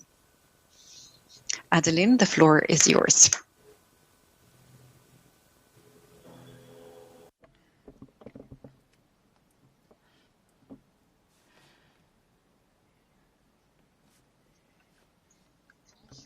Good afternoon. My name is Adeline. I'm a law student at the Barakou University. I come from Benin, and I was captain of my soccer team, where I fought against stereotypes towards girls and for the respect of their rights. I escaped from dropping out of school after the death of my father, thanks to the interventions and the support put in place by Plan International Benin. Next slide. Regarding my particular commitment for inclusive education for girls through sport, what I can tell you is that in addition to what I've already told you, together with my peers, we've carried out a local awareness-raising campaign aimed at parents for both the schooling of their children, especially girls, and to keep them in school. I took a very active part in the activities of the campaign against teenage pregnancies, both in my municipality as well as in the department of Atakora. I visited the homes of my classmates experiencing difficulties. I organized study classes to support the weaker ones. I've also organized awareness-raising sessions on teenage pregnancy and or sexual and reproductive health, thanks to Plan International. I've taken part in radio programs on issues such as girls' protection and school retention. Next slide, please. Progress. Another 3 clubs have been created in the municipality with the support of the prefect of the department of Atakora and Plan International. In the department, several other women's soccer clubs have been created and they now participate in national competitions. Our struggle for the fight against the teenage pregnancies is now taken to the highest level by the prefect of Atakora through the awareness-raising campaign called Zero Pregnancy in Schools.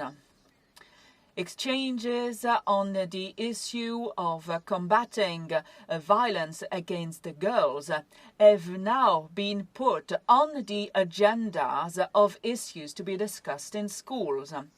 With our determination and mutual support, several girls have been in a position to escape early marriage and obtained their leaving certificate, while others got their vocational qualification diploma. Next slide, please. Future challenges. 1. Raise awareness among young boys so that they get involved in the fight against the exclusion of girls and gender stereotypes. 2. Advocate with local organizations so that they support girls, orphans, and vulnerable children to attend school. 3. Train girls taking part in soccer clubs on how to use the internet to defend their rights and to be well informed. 4. Successfully seizing opportunities to speak out for gender equality and for putting an end to early marriages and teenage pregnancies. 5. Succeed in becoming a girls' rights activist and support all initiatives to promote girls' leadership. And finally, obtain my master's degree in law and enroll in the doctoral school to become a lawyer. Thank you. And we wish you all the best with your studies right now. I just wanted to add maybe 2 questions. You've been very much involved in awareness campaigns against teenage pregnancies.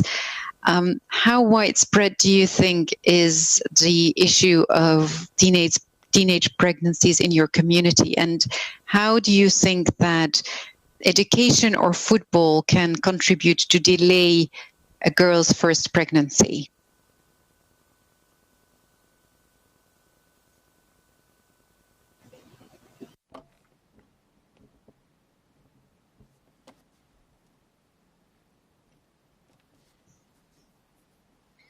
Thank you. Thank you very much for this question. Regarding teenage pregnancies, I must say that these are quite widespread in my communities. And it is especially the case in primary schools. More than 100 girls have been affected by teenage pregnancies last year, whether these are girls in school or not. And so any campaigns around the promotion of leadership is particularly welcome. And this certainly contributes to fighting against this phenomenon. And playing football, playing soccer is certainly one way to make sure that the girls learn what they have to do in order to make sure that they avoid falling pregnant while being a teenager. Thank you. for that. We are having now a session of questions and answers. As we said, please do put your questions in the chat box, in the private chat box. That is the easiest way to have questions for our speakers. And I already have received some questions. Balkisa, I have a question for you. The question is, please, can you clarify how did you recruit the students in the community? And before I give you the floor, I'm also already reading out a question for Umberto. Umberto, how did you go about the job intermediation program?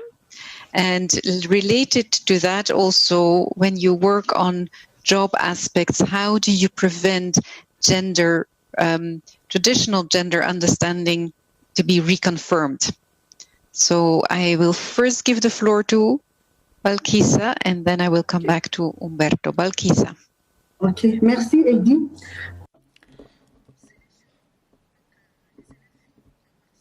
We've selected girl students to take part in our activities. Well, the objective was really to motivate these girls to stay in school. And what we do is that we've decided to address the best performing girls, those girls who have had the best grades at school. So these are the girls that we've selected. And so these are the girls who've taken part in the activities, in the study visits, in the competition. All of the other girls took part in the other activities, such as the participation in the study hut, as well as the sports activities. So for some specific activities, for reasons of budget, we decided to target more particularly at those schools who had had the best grades at school. Was how did you go about the job intermediation program and how to reinforce gender stereotypes in terms of entrepreneurial and job programs? You have the floor, Umberto. Thank you very much for the question. So the strategy, we have been working with the labor intermediation offices are those initiatives to, first of all, providing the students with basic skills in two brands. The first one to, let's say, look for a regular job, so where they can get to know, again, basic responsibilities, the rights that they have when they look for a job, to get ready for a job interview, and to get ready to take the responsibilities that bring and come together with a responsibility under a job contract. And the second brand, we also provide them with entrepreneurial skills. I've mentioned that we're working with the ILO tools, like how to start a business, once you have started a business, how to improve it. And those two brands are part of the activities that the Labor Intermediation Office is taking. Besides that, we've been searching and trying to be close with the labor demand. So to bring together what we offer as part of the training careers in the centers and what's the labor market demanding. So to bring together and to build a bridge to tackle and to match those needs. And by doing so, we've been providing them again with gender stereotypes, tools and skills to reduce the gap and to avoid any kind of situation and problem when it comes to, again, trying to match the labor demand with the educational training offer that we provide in the centers. This initiative and this office has been running for the last 6 years, And by now, we have been able to settle in every training center labor intermediation office. And we have a central, let's say, office which is connected with those individual offices in each training center.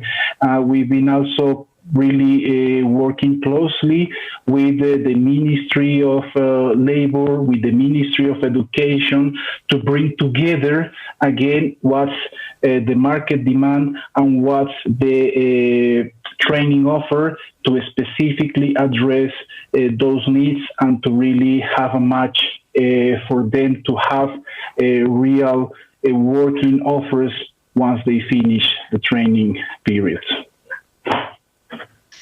Thank you, Umberto. Can you give maybe a couple of examples of jobs that were not, let's say, gender traditional or stereotypes, where girls took up particular jobs that maybe without the project would not have been possible?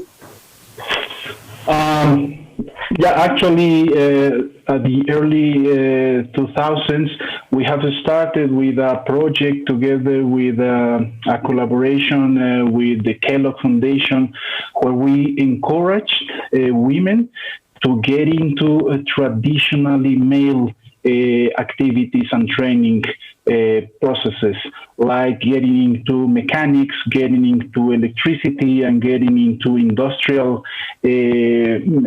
processes. So what we've seen is that most of the time women are really going to remain longer.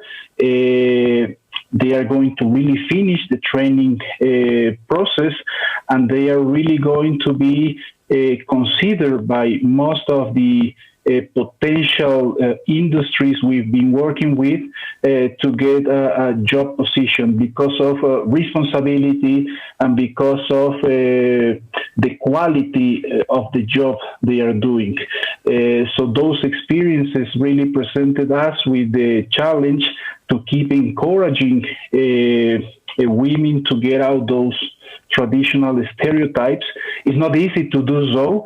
Again, presenting the context, the cultural, the political, and the economical context we've been and we are working in is not an easy job, but we have really good results, encouraging women again to get into and to really explore all the possibilities they have to make a based information decision when it comes to what really want to pursue.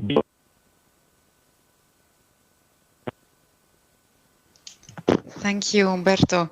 I have another question that is actually for all three of you. It is about this aspect of changing gender norms. And the question is actually, do you also work with boys, for example, or in the early ages of, or the young ages of boys? Do you also work with parents? And who are the critical actors beyond the girls to actually change social norms? And then there is a second question. The second question is whether any one of you has experience or knowledge about research on the importance of the soft skill dimension in terms of empowerment and girls' education. Who can I give the floor on that? Adeline, would you be comfortable talking about maybe working also with parents and what your experience has been on having a conversation maybe with parents and communities about the work that you've been doing?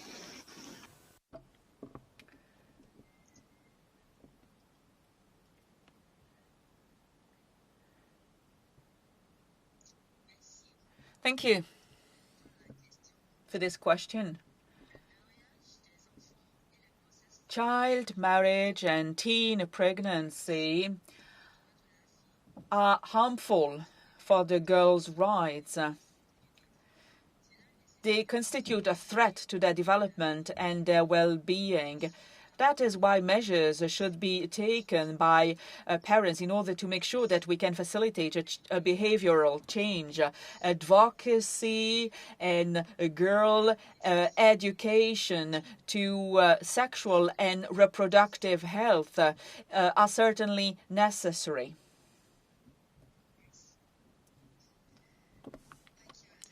Umberto or Balkisa, can you talk about also, how important it is to work also with the other important people in the lives of girls, indeed, to change the gender norms and to enable the education? Merci. Thank you very much, Heidi. As from the very beginning, we knew we had to involve the boys, because if you want boys to become allies in the promotion of gender, you shouldn't exclude them.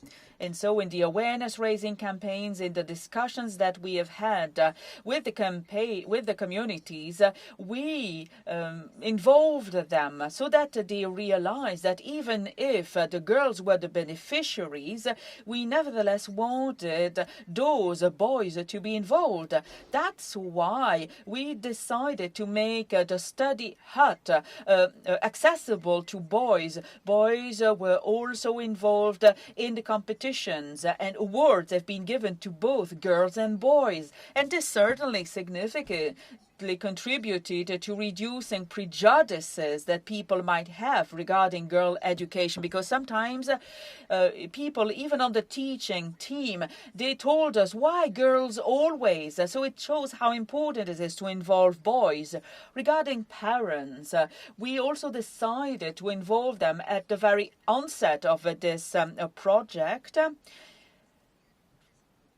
At every committee, there is a representative of the Parents Association. We've also involved the parents, more particularly the mothers, in order to make them aware of the difficulties met by their girls. It's not only mothers, but also fathers that we've involved. It's important to involve these parents, and this is exactly what we've done. Regarding research, well, I must say I'm afraid I don't really have much information regarding studies which might have been made on the acquisition of soft skills. But what I can tell you based on our experience is that we've realized that the girls who've taken part in the study visits, at the very beginning, when we asked them questions, they didn't answer because they were so shy and they were not used, to be asked for what their opinion was.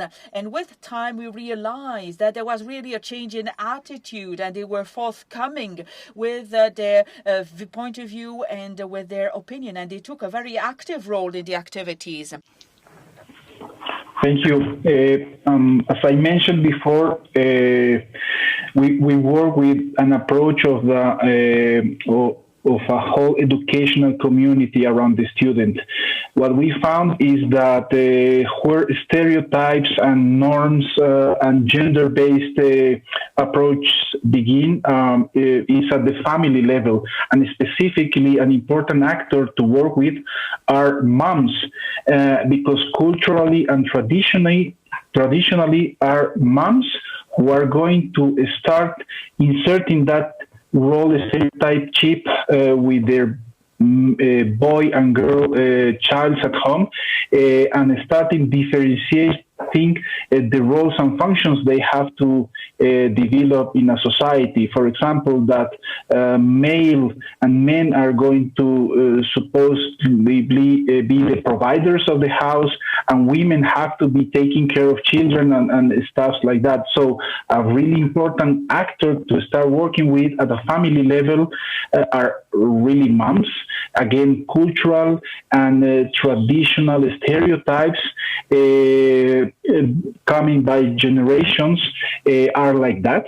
And as part of the activities we've been mentioned, we work together with boys and girls to discuss those issues, to get to know what are those stereotypes that they are coming with under the educational environment we are working in, and how to somehow starting to deploy those stereotypes and to bring together and to starting, let's say, evolving and developing a new understanding under a new generation approach based on those things.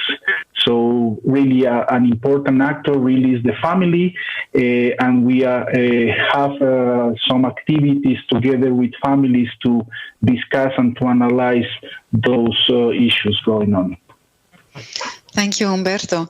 I'm going to take briefly some time for like some final questions. I'm checking also whether there are some new questions coming in.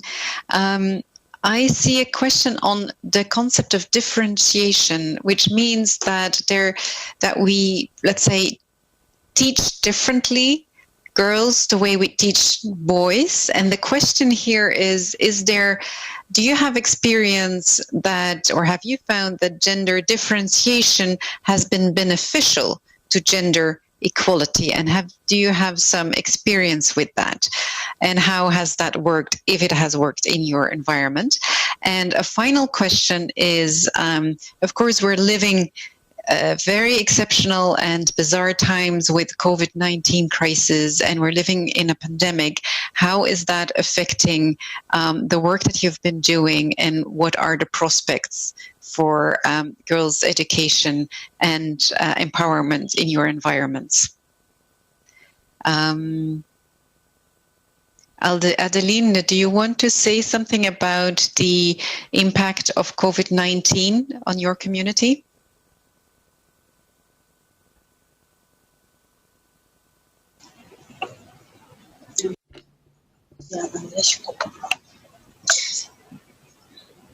Veuillez me traduire un peu en français. Somebody's translating for me into French. Adeline, tu veux que je traduise en français? Adeline, do you want me to repeat in French? Could you share with us the impact of the COVID-19 crisis on your community and your work? Sound, please.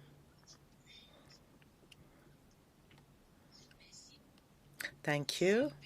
Here in Benin, only the impact of COVID does not allow us to deploy our activities the way we would like it to do it, because everybody is in quarantine. So right now, each of us is capable of doing the barriers in order not to be impacted by the virus. So everybody stays home in order not to have any impact of the virus. Thank you very much, Adeline. Humberto? These two aspects.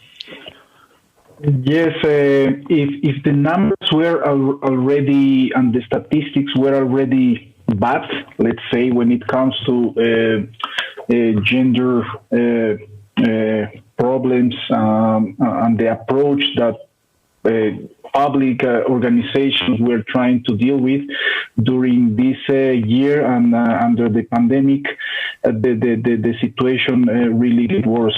So violence against women increased a lot, femicides increased a lot, and we have really had difficulties the same way as Adeline to provide the services to keep educating virtually our students. And we really need to relearn and to restart with the processes, how to make the access that was previously difficult, and now when the technology and the digitalization comes as a new barrier, we've been working on that, trying to reduce the barriers for digitalization, to access internet services, and to really change the way to deliver the educational material. It's been a challenge. We need to really, again, and restart educating the teachers, educating the educational community, and to try to match, again, what's the specific objective that we have. I would say this is a learning year for everybody at different levels of the educational community, and I expect that the learning that we've been able to get this year is going to let us continue and to improve for the next year, again under a digitalized process of teaching and keep learning. Interesting, Umberto, that you say we need to relearn ourselves in this new situation. Balkisa, may I ask you to be the last one to, before we close, to share your ideas on these topics?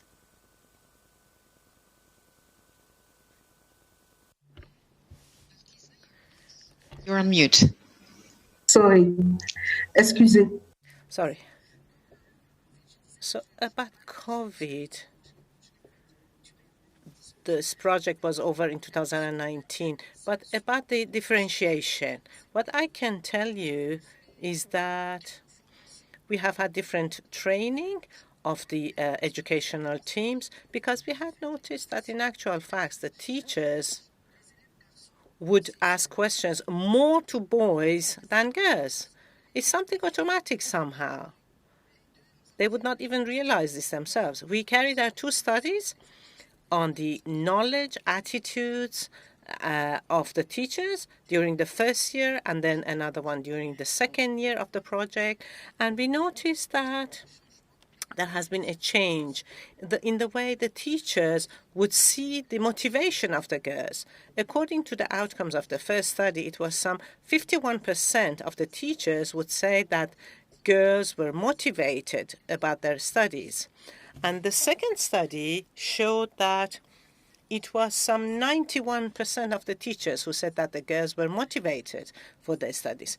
Now, what is the element that influenced the way they would perceive things? Is it because they improve their own educational skills or their own perception, or is it because of the investments of the awareness raising done by the project? I don't know. We have not done any research about this matter. And this question has to be studied during the assessment. You have some experiences indeed with the differentiation approach there. Voilà. Yeah. Thank you for sharing that. I believe that we have exhausted the questions on our chat box. I'm just double checking to see, and then maybe we can move into some of the major, let's say, takeaways from this very interesting session and the experiences shared by Adeline, Umberto, and Balkisa. I believe there is the one or the biggest probably red thread in this session is that there's so much more than the one girl and the school. It is an ecosystem, and there are so many things that are important to actually ensure that there is really an inclusive and gender equality education, and that we can face those barriers. I think that is the overarching or the umbrella takeaway. Some specific elements that we've heard about is about the importance also of the physical aspects. The school can provide safety physically just by the school, just by having the access to latrines, to the hygienic environment, to a stable learning environment can actually really make a difference. I think that is one of the things that we have heard from all three, that can actually also really try to cut that barrier of the poverty and the lack of facilities. Interesting, I think, that in all three we've heard about the importance of soft skills There was a question on research about these soft skills and the importance of that. So I think that is probably a call to many of the participants here in the session. Maybe there is room to do more research indeed on the role of soft skills when we talk about empowerment and when we talk about cutting those barriers to gender equality in education. Another aspect I think that we have learned about that ecosystem is that there is the small ecosystem, and it's so important to have the family and the parents, and Umberto talked even specifically about the role of the mother, to have them on board. And at the same time, there is the wider environment. So when we talk about schools, to think beyond the school life and to think about entrepreneurial aspects and to work. And so to have the economic life also very early on in the process taken on board. I think that is also something that came out very strongly. And finally, I think we're all in the situation of the global pandemic, and although the experiences and the final impact, we are still pretty unsure about what it will look like, but we are sure that it is affecting all our lives, and more so the lives of the poor, and those who already faced a lot of barriers are even facing an extra one. And I liked what Umberto says. We ourselves need to relearn how we can now, in renewed ways, tackle those barriers. We can build on the experiences of our past and all these lessons learned, and thank you so much for sharing them with us. But at the same time, we need to be aware of this new context, and we need to be open to relearn ourselves. And I think important then also is to share amongst each other how we can, as soon as possible, overcome these extra challenges. I want to really thank the speakers, Adeline, Umberto, Balkisa, who joined us from Benin, Bolivia and Niger. Thank you very much. And I think also this pandemic has made us realize that a lot more is possible in terms of having conversations across the world through these tools. So I'm actually even having the feeling that I'm really sitting around the table with you here at this conference, but I would also love to have the opportunity one day in the future to meet you for real and in person. So I'll look forward to that. I also want to thank the organization, of course, and there are also interpreters behind us, making sure that everybody can follow either in French or in English. Thank you very much for that. And I think we've jointly done a fantastic time keeping exercise today, and I can just confess that that is not my best capacity, so I'm even proud we really did that very well. So I want to wish you all a very well-deserved coffee break, and looking forward to the day we can meet again in person. Thank you. Bye. Merci Elisa. Thank you very much for facilitating this meeting, which was very interesting. Thank you very much to all the three speakers. Thank you for managing the questions, Anouk, behind the scene. So it's the coffee break now, 10 minutes. We come back at 20 to 4.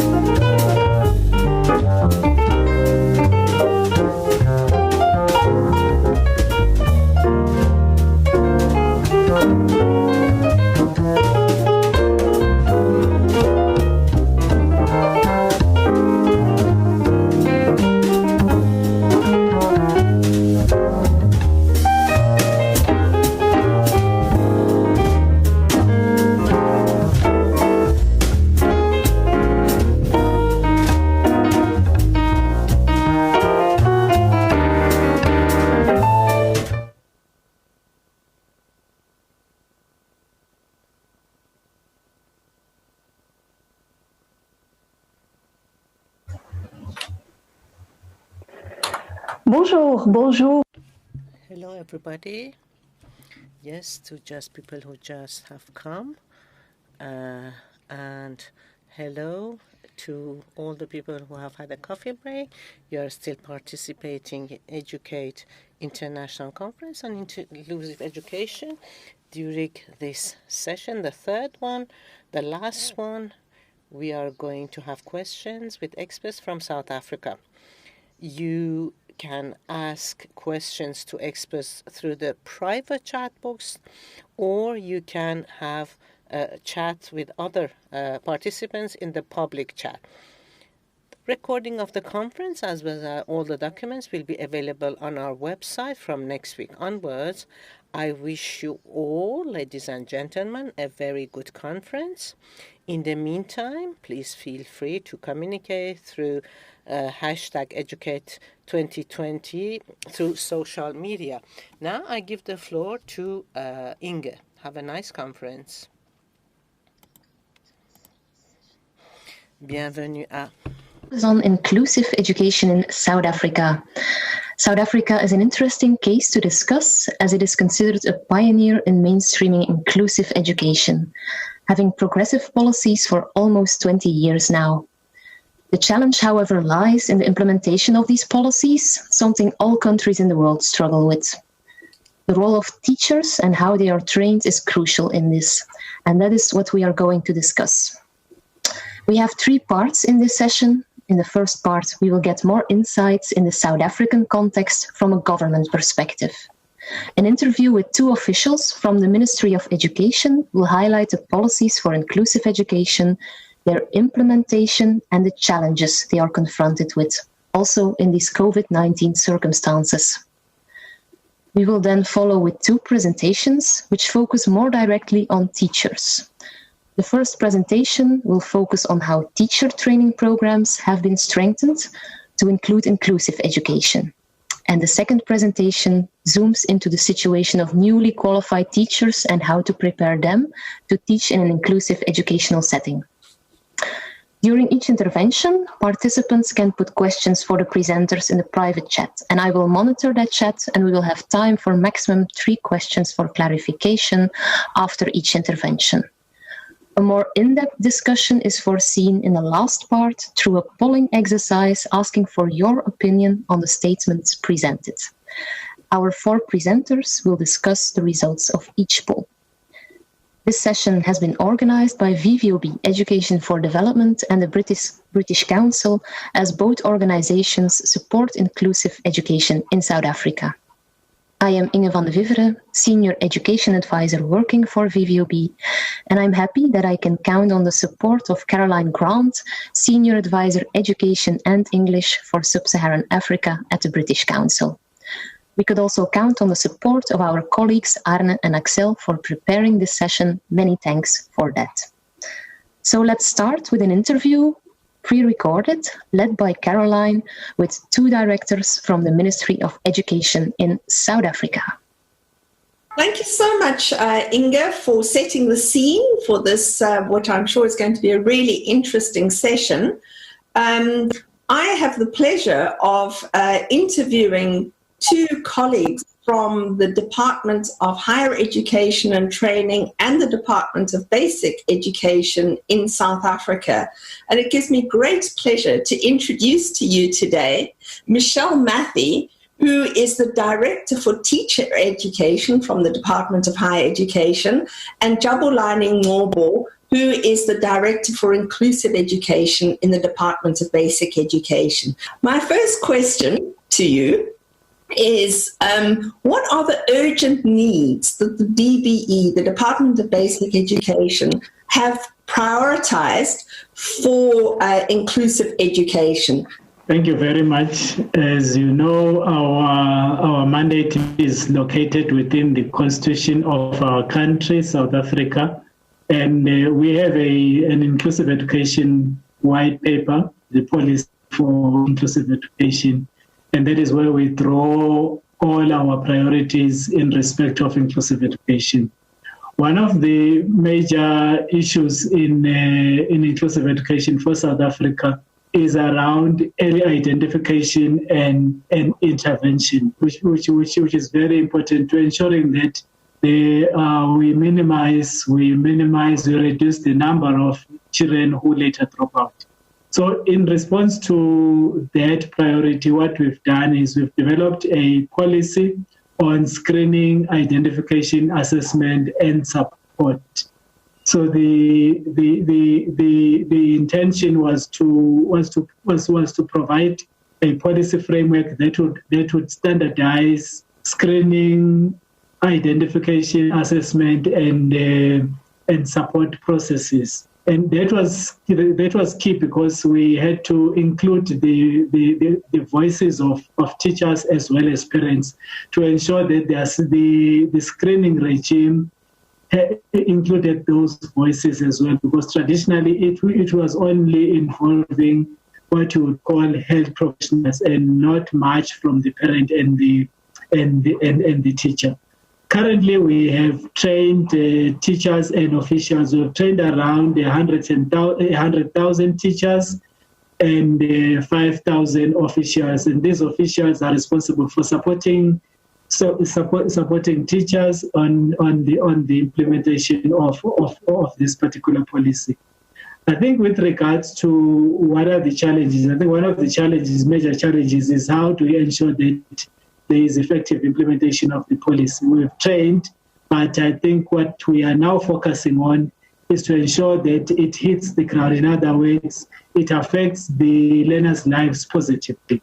But I want to also look at the second area of challenge in respect of our policy. One of the issues, we have a policy because the policy must be implemented across. So one of the challenges has been that inclusive education in our country is not yet fully understood as a mechanism to improve access to quality education. In other words, we still have that history of special and mainstream education, which is resisting to die, if you like, because we would like to have an inclusive education system. So that is one of the major challenges. But we've made inroads in trying to ensure that there's common understanding across the country, and that there are initiatives that assist us to do this, like the conversion of some schools for schools to be able to begin to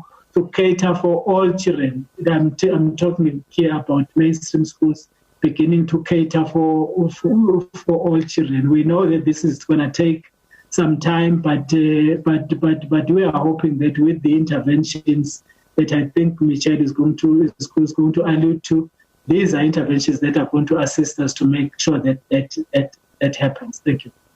Thank you so much, Jabulani. Turning now to you, Michelle. Thank you, Caroline. I'd just like to reinforce what Jabulani has said about our constitutional mandates. I think it's very important, even though we're now 26 years into democracy, that at every opportunity we cite our constitution. And it's that kind of framework that I'd like to lean on when I discuss the priorities. So in terms of social justice, transformation, and our Bill of Rights, it's very important that in DHET, our mandates work towards quality teaching and learning. And the way in which we can approach that is through the education of our pre-service teachers, as well as the continuing professional development of the teachers who are already practicing in schools. With regards to inclusive education then, we look towards the white paper for inclusive education that was published by the DBE in 2001.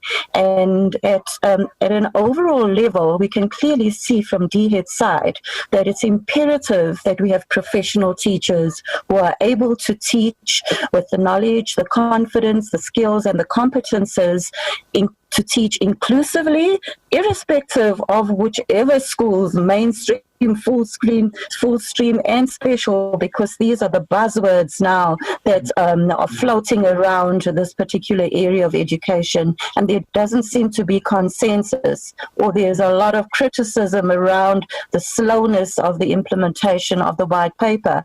But from our side, we believe that we can support the implementation of the policy through capacitating universities to produce professionally qualified teachers to teach overall in an inclusive space, catering for a diverse range of learners in a diverse range of contexts, because we're still ridden and plagued by contexts of teaching and learning that show up the rifts of previously disadvantaged and advantaged. And that is why, as Jabulani said, we have slow implementation because of these challenges.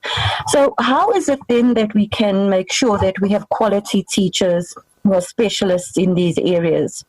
We have, in terms of policy, our guiding policy document for all universities when they present programs to DHET for the offerings that they want to deliver in teacher education is the policy on minimum requirements for teacher education qualifications. And that is, I would hesitate to say the Bible, but that is the guiding framework that universities use. Within that policy, the DHET has actually specified that all programs coming from universities for initial teacher education must ensure that they are including the knowledge and the expertise and the pedagogy around inclusive education in their curricula for that particular program. Furthermore, we have also indicated opportunities within that policy for in-service teachers to continue with their professional development through a specialization, for example, an honors in inclusive education, or further than that, a specialization in particular special needs that they might want to offer up. In terms of practice, we're very privileged to have the European Union funding some practical interventions to ensure that this space produces quality teachers. First of all, in terms of the development of knowledge and practice standards, we've utilized the grant, I think, very successfully to ensure that a document which details what teachers should know about teaching inclusively, as well as the pedagogy around how to teach inclusively, has been developed. It has gone through various processes of review across stakeholders, from government through to NGOs, and that should be what our universities will look at when they're developing their programs, to ensure that every module subscribes to those knowledge and practice standards. And finally, in terms of practice, we have, through the European Union funding, have been really pleased and fortunate to have equipped 3 universities with resources to establish themselves as centers of excellence for special needs. The 3 special needs that are being strengthened through this grant are the Center for Deaf Studies. We have a Center for Neurodevelopmental Learning Needs, as well as a Center for Visual Impairment Studies.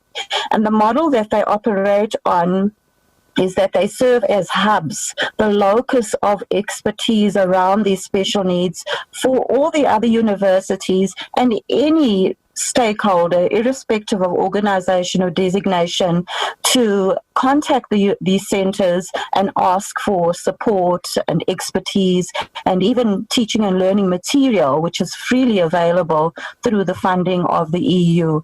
And that's in terms of how then we are utilizing policy and practice to reach those priority areas. The challenge is, of course, as Jabulani also implied, is that much of our policies, whilst they've received fabulous compliments around the world, even our own researchers and academics say that these policies are dazzling and really amount, in many cases, to just being symbolic.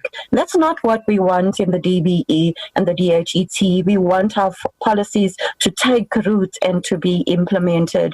And the extent to which that happens, as we can see with the white paper, as we can also see with our knowledge and practice standards and our policy on teacher education qualifications, is that we've constantly got to be working at it and to ensure that we give clear directives for the implementation. Otherwise, they fall flat and they're just dead policies.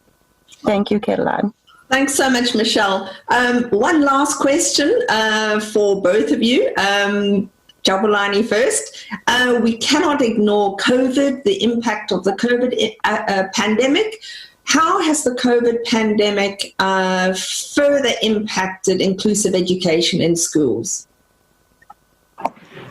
Yeah, it has had I think, a huge impact. I think in particular with regards to attendance. For instance, we have never had in the history of our country parents being concerned about sending kids to school. In other words, this has been the other way around. But this time around, we have parents.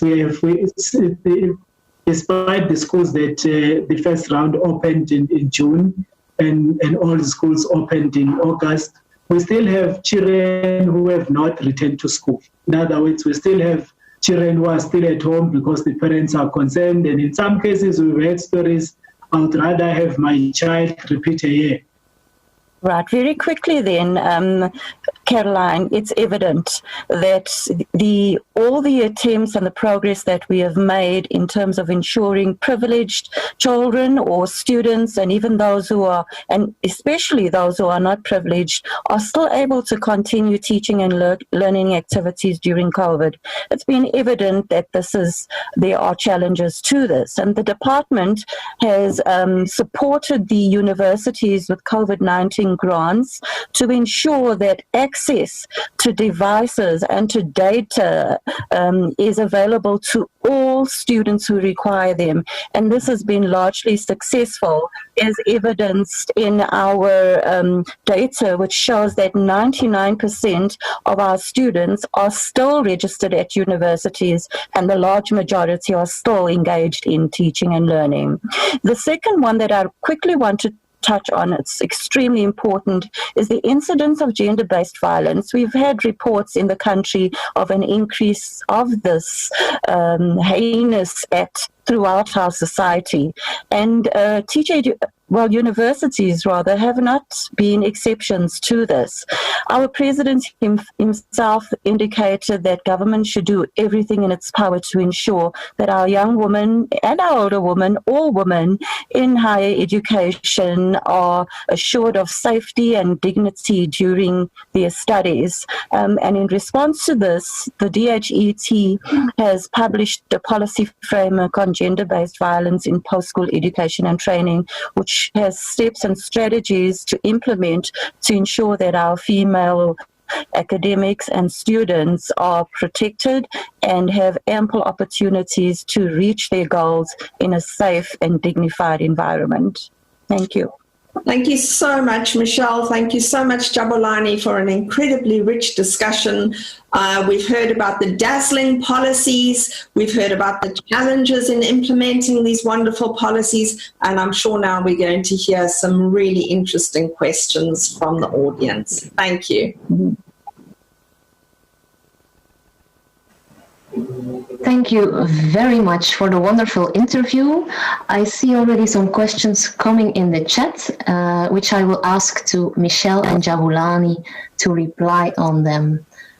The first question is, of course, how ready are teachers for implementing these policies? We have policies. Are teachers ready in South Africa to implement them, and how can we sustain the implementation of these policies? I will start with a reaction from Michelle, please. Michelle, you're still on mute. Sorry. Thank you very much, Inga. In terms of how ready teachers are to actually implement the policies, I think one would need to quickly understand which policies we're speaking about.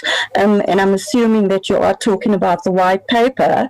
And in respect to that, I would say that the data clearly shows that there are challenges in terms of teachers being able to teach inclusively. And these challenges are many. Jabulani has mentioned some of them as well. But, you know, we keep going. We keep on developing and training teachers, and we hope that through that kind of concerted effort by a certain period of time, I think Jabulani white paper is 2021, that our teachers will have a definite sense of how it is that they can teach in these spaces. But of course, we can't actually be definitive when we say how ready are they. We've put plans in place, we've implemented them at universities, we are producing, in fact last year we produced 25,800 new teacher graduates. The only way we can measure their readiness is when they're actually in the system and we monitor how they are teaching. Thank you. Okay, let me then ask shortly, Jabulani, you see them in the system. Can you give a short reaction? Yes, thank you very much. My sense is that I think for me, the first round was largely of that of creating awareness. And I'm thinking maybe one way to deal with this matter, I think it's something that we have, I think, said in a number of forums, that we might need to focus more on initial teacher training. That is, before teachers go into the profession, they need to pick up some of these ways of thinking and doing before then. So my sense is that rather than focusing on training them after they have qualified, it may be better to focus more resources on ensuring that they get these kinds of thinking, these kinds of doing before they qualify as teachers. But also I think we might also need to look at ways of how we deal with the existing cultures within some of the schools and some of the districts as well, and how we deal with that. And I think empower in terms of that as well. So my thinking is that we still have a long way to go, but it's kind of doable. Thank you. Okay, thank you very much for the short reactions. I propose we move to the next section of this session. Caroline. Thanks so much, Inga. It gives me great pleasure to introduce Professor Yusuf Sayed, Professor of International Education and Development Policy at the University of Sussex in the UK. He's also the South African Research Chair in Teacher Education and the founding director of the Centre for International Teacher Education at the Cape Peninsula University of Technology in South Africa. Professor Sayed is leading the evaluation of the Teaching for All Mainstreaming Inclusive Education project, which is co-funded by the European Union and implemented by the British Council in partnership with the University of South Africa, MEET Africa, the Department of Higher Education and Training, and the Department of Basic Education. Yusuf's presentation will provide insights into and evaluation findings from the Teaching for All project. Over to you, Yusuf, for your presentation. Welcome to the presentation on agents of inclusion in South Africa. In this presentation, I'm reporting on the evaluation findings of the Teaching for All project and program which sought to embed and institutionalize inclusive education in South Africa. In this presentation, I will focus on four key aspects: the overview of the program, a brief note on the evaluation approach that we took in studying this program, and then report on the findings of the two main components of the Teaching for All program, which is initial teacher education and continuing professional teacher development, concluding with recommendations and way forward. A brief note on the program. The Teaching for All program sought to develop a more inclusive education system in South Africa by supporting the development of knowledge, skills, and dispositions of both future teachers and current teachers by providing them with the approaches and pedagogies required to teach inclusively in their classrooms and work inclusively in their schools through developing a set of rigorously researched training modules and materials. This slide provides at the heart of it the conceptualization of the program. What it displays is that the heart of the program are teachers, both future teachers and current teachers, who are provided with contextually relevant Africa and South African contextualized and focused materials, which offers them multiple modes of learning to develop their competence to teach inclusively.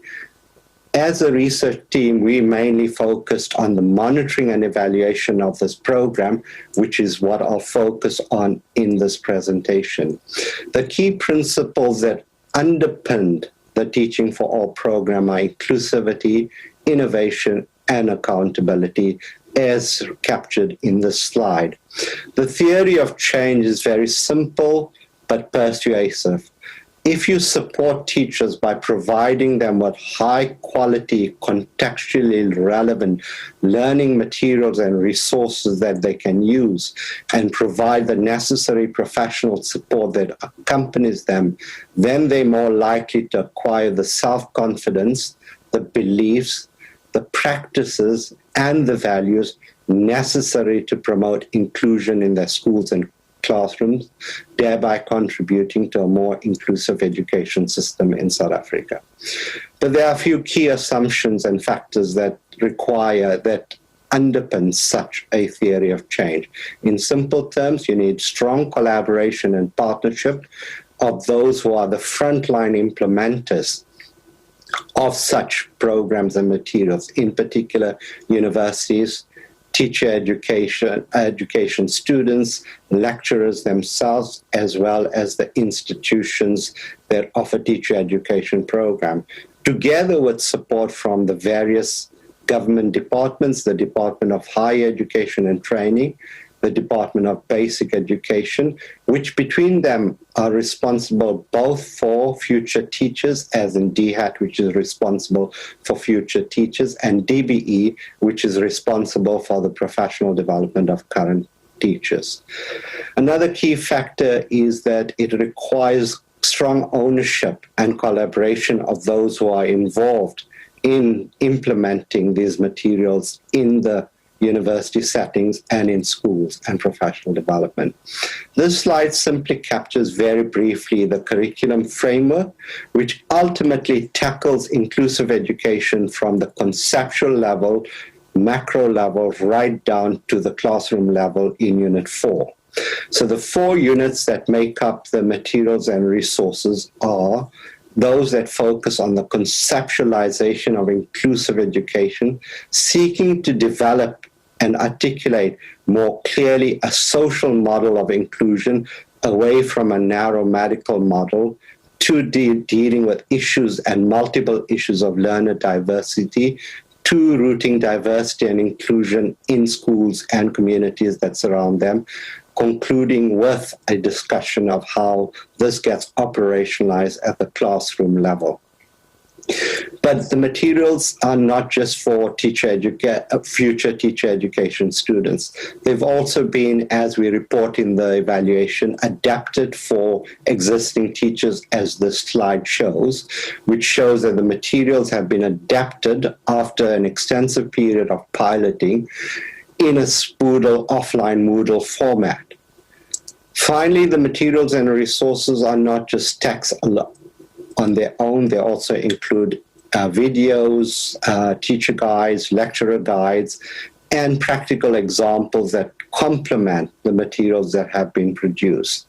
We describe in our evaluation the implementation approach of the program as what we call an adaptive theory of implementation, which evolved and responded flexibly to the contextual realities of South Africa over a period of time, driven by 4 key principles: consultation and ownership, capacity building, alignment with what existing policies and existing interventions, and an implementation strategy that was informed by the evidence that was collected from the teachers who were implementing it or the materials developers involved in the development of the materials. I won't talk in detail about the next two slides, but they just articulate what we were seeking to do was understanding how the intervention worked as a way of drawing lessons in order to support the further institutionalize of this intervention, but also similar type of interventions going forward. I'm now going to very briefly talk about the key findings on initial teacher education. There will be multiple slides with data. I'm not going to labor and bore you with all the data, but just to highlight the key findings. In a short period of time in which the evaluation was conducted, so just over a year, what was significant and important was the scope and reach of the project and program, as you can see in this slide.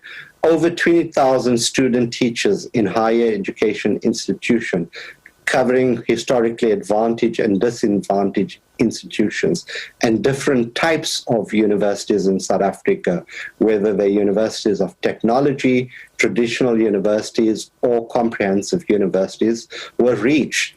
And if every teacher ends up teaching and covers or encounters at least 100 or more learners in every year of teaching, then the reach of this program by training 20,000 teachers or more in a short space of time is significant.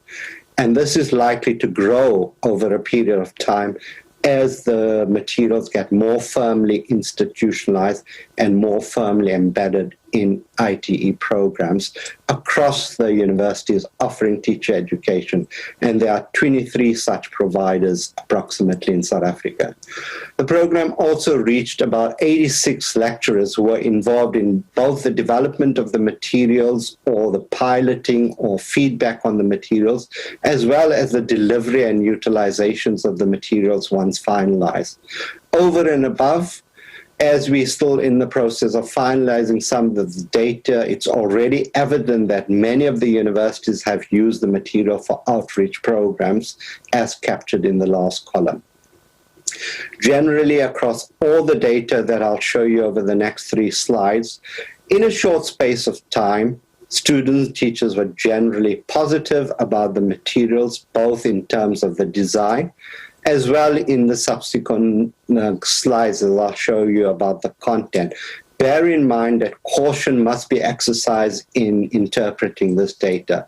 It's a baseline analyzed in a short space of time, and they report descriptive data rather than test of significance at this stage. In other words, they indicate changes that occur over a short period of time. But clearly, student feedback and student teacher feedback is already telling us the material is useful for their content knowledge.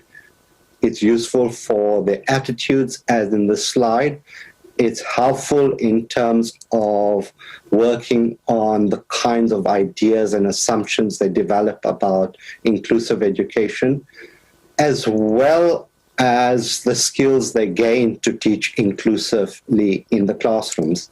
In summary, the qualitative data backs up the quantitative data by, in simple terms, saying that student teachers report that they've gained the necessary disposition, knowledge, and skills. In other words, the competence to implement inclusive education as future teachers, recognizing that this is their knowledge, skills, and disposition will grow over time.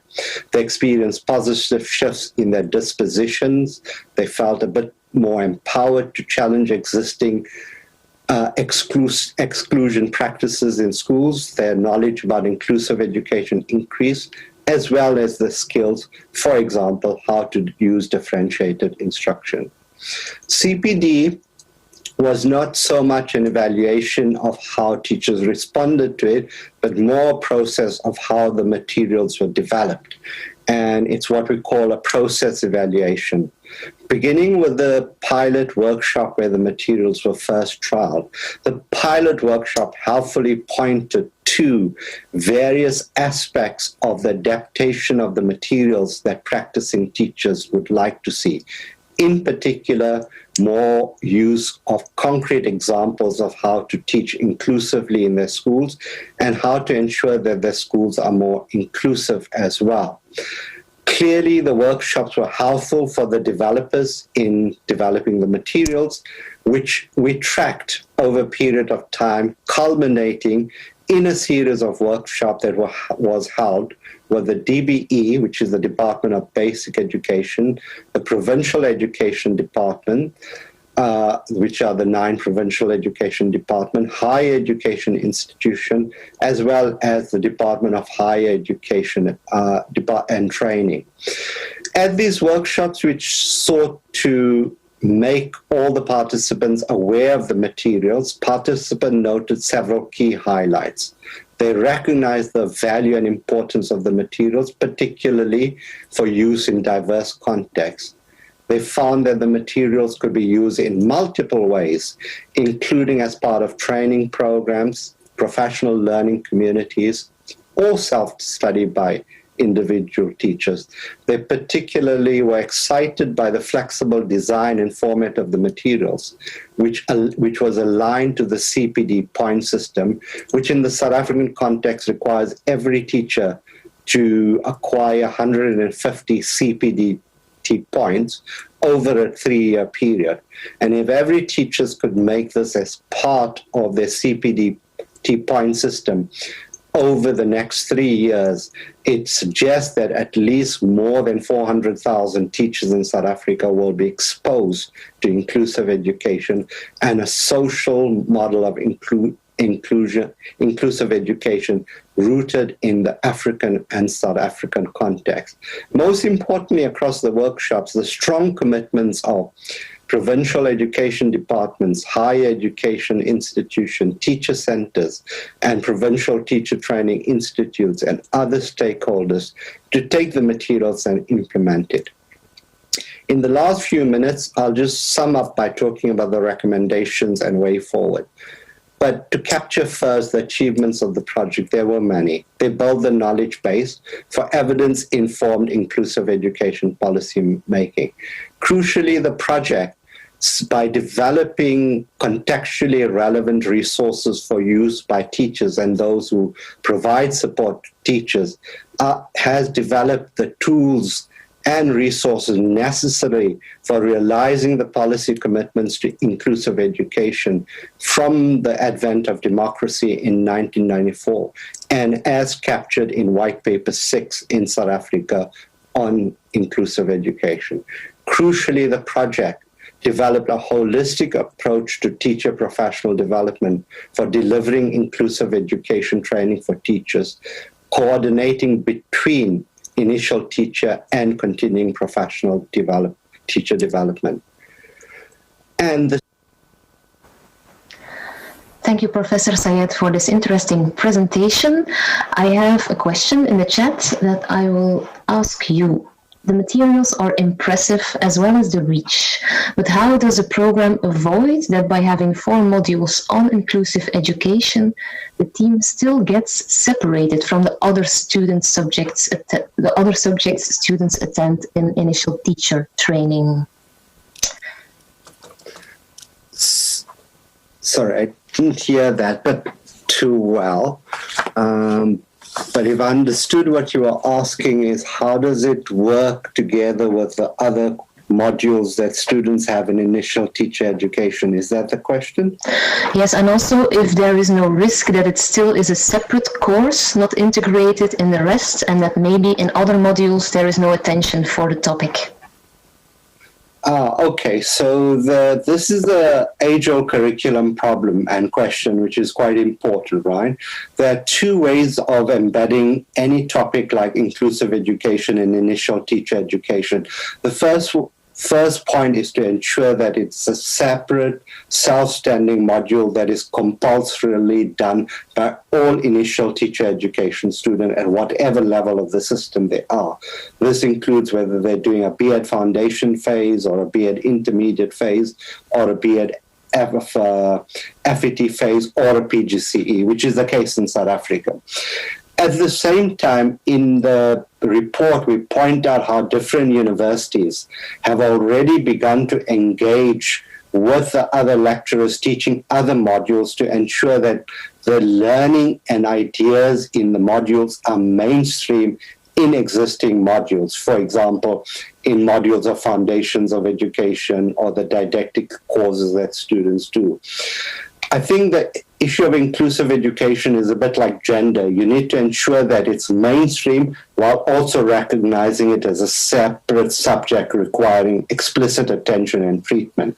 So it's a dual strategy, which we would argue provides for more effective integration and understanding of inclusive education. Okay, thank you very much for that reply. I still have one other question in the chat that I would like to add. Maybe some more information on initial and in-service provision of inclusive education in South Africa. Can you give some more details about that? Well, I think we have colleagues from both the DBE and DHAT who can also add to answering that question. But generally, the idea behind the program is an important one for initial teacher education. The key thing about initial teacher education, as the colleagues Jabulani, for example, point out, is that it has a wide reach in that any future teacher in South Africa will come through an initial teacher education program. However, what has not been the case up to now has been a common and a consensually agreed range of materials that every program can have access to. And that's the advantage. The program has enabled the 23 providers of teacher training, initial teacher training in South Africa, the opportunity to come together and discuss and work with each other to develop a common set of materials for inclusive education. As to reaching out to the current teachers, and just roughly, South Africa has about 430,000 teachers in total who are currently teaching at all different types of schools, whether they full-service schools, primary schools, secondary schools. To reach out to them, what you need to do is ensure that they are able to access training across the 9 provinces. South Africa is divided into 9 provinces. So the responsibility for professional development is, if you like, a concurrent responsibility to an extent between DBE and the 9 provincial education departments. But it's the 9 provincial education departments that deliver the professional development through the ways they structure it, primarily through their districts, through their provincial professional development institutes, and the provincial teacher centers. The strategy going forward is to ensure that each province and each provincial teacher development institute, in whatever form it takes, as well as the district, are able to provide teachers with appropriate training in inclusive education. But crucial in South Africa, like in many other countries, is not about training that is not accredited, certified, and linked to an ongoing system of professional development. The point system that I speak about in the presentation I made is an attempt to codify and institutionalize a systematic approach to professional development. My argument and challenge as a researcher to both DBE, the Provincial Education Department, and DHAT, is to ensure that inclusive education, which in a social model, which includes issues of diversity, decolonization, human rights, in other words, a non-medical model of inclusive education, becomes a core part of the training that every current teacher goes through and is systematized in the existing point system. Thank you very much for this reply, Professor Sayed, and then we will move further with our next presenter, which Caroline will introduce. Thanks so much, Inga. Thanks, Yusuf. It now gives me great pleasure to introduce our next speaker, Mr. Gerrit Coetzee, who's the Director of Initial Teacher Education in the Department of Basic Education in South Africa. Gerrit will provide insights from the European Union and Belgian government-funded inclusive education project implemented by VVOB on the induction of new teachers in South Africa. In his presentation, Gerrit will focus on how the new teacher induction program aims to strengthen teacher agency in South African classrooms. Over to you, Gerrit, for your presentation. Thank you, Caroline. I'm going to share today on insights from the EU DGD-funded VVOB induction of new teachers project in South Africa.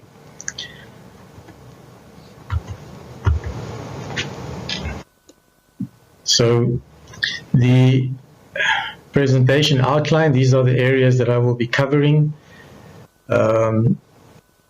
I think just before we get into it, it's important to just share with you some of the key size and shape statistics of the South African schooling system. We have 13 million learners. We have just under 500,000 educators in the system and just under 25,000 schools. And we offer 11 official languages in our schools. And this is just an indication of the complexity of schooling in South Africa. If one then look at the induction program and the development thereof, it emanated from a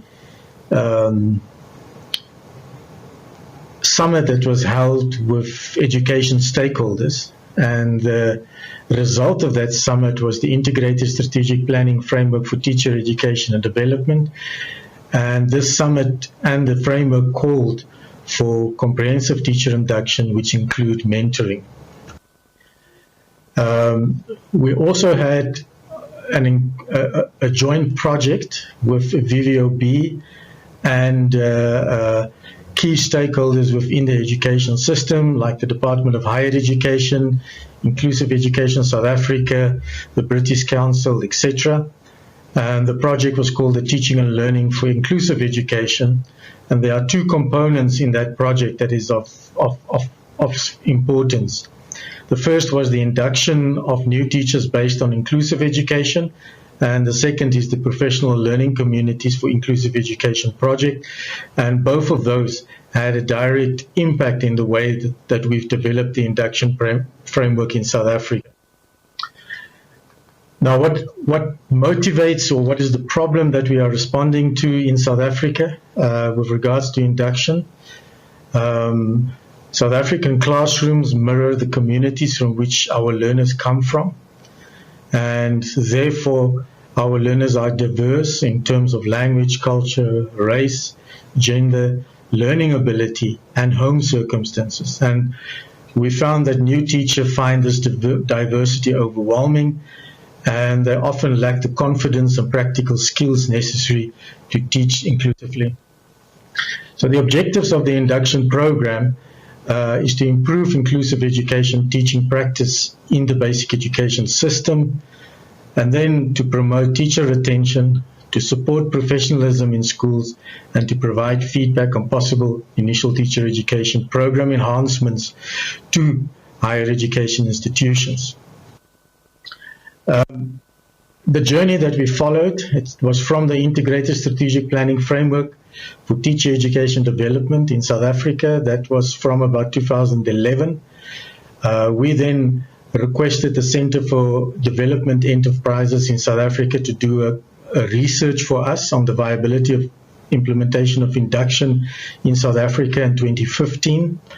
and we simultaneously started to work on an orientation booklet, which was subsequently published and made available to all schools in South Africa, which is a very short one-day just orientation program for newly qualified teachers.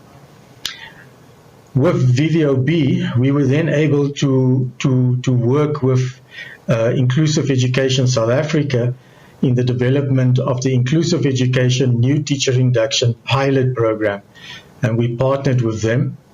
The information that we were able to gain from that pilot was then fed into a further research project that we embarked on with VVOB, and through VVOB we were able to appoint Jet Education Services to do a further research study for us. That research study involved roundtable discussions, working group meetings, as well as steering committee meetings, and the result of that was a new teacher induction concept note, and that concept note was further refined into an induction program, which we are currently field testing and will be implemented hopefully from 2022 in South African schools. Simultaneously to our development of the induction program, we started to work on a teacher professionalization path, or not we, the South African Council of Educators. And what is important to note is that this professionalization path makes provision for new teacher induction. As you can see in block number 4, there's a 12-month induction program, and blocks 5 and 6 speaks to a professional development portfolio, which will then lead to a certified teacher professional designation. In other words, you will get South African Council of Education recognition to become a teacher in our classrooms. Just to reflect a little bit on the development methodology that we followed, there was a desktop or literature research that was done. Working group inputs was received, roundtable inputs was received, and a number of practitioner interviews have been held, which led to a first concept note, and that was further refined into a program framework. Some of the research findings that came out of this work pointed to induction being poorly done, uncoordinated, and unstructured in South Africa, which then placed before us the task to see how we can address these weaknesses. Especially the Center for Development Enterprises research that was done pointed out that South Africa has an aging teaching community, and that we will have to be proactive to ensure that older teachers will not leave the system before they had the opportunity to share some of their knowledges, experiences with younger teachers coming in, and that is a factor that we had to look at when we developed the induction program in South Africa. We can confidently say that we are able to produce enough young teachers today for the South African context. Some of the difficulties experienced by newly qualified teachers, as pointed out by the research, had to do with support structures at school that has not been clearly defined and put into place. Many young teachers has difficulty in entering the profession, in other words, to get a position in the school. The area of bridging the gap between the theory of university as well as the practical classroom management experiences that is required in the classroom was identified as a problem and as an obstacle. And then newly qualified teachers were not well prepared for the complexities of our classroom, especially around the diversity that exists in our classrooms, linked with high teaching loads. You often find that we have large classes and children and learners with different abilities within those classes, and newly qualified teachers find that difficult to adopt into that situation. So how can induction then help?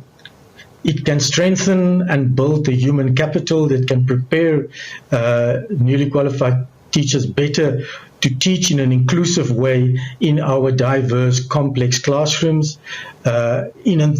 Being better prepared and being supported will mean that fewer of them would leave the teaching profession prematurely, and that will lead to an economic saving for us. In the long run, induction will assist us to improve learner achievements, and very importantly will be an improvement in professional socialization, and the role of professional learning communities in that sense will be extremely important. And then lastly, induction will assist us to enhance teacher professionalism linked to the professional teaching standards that I will refer to in a moment.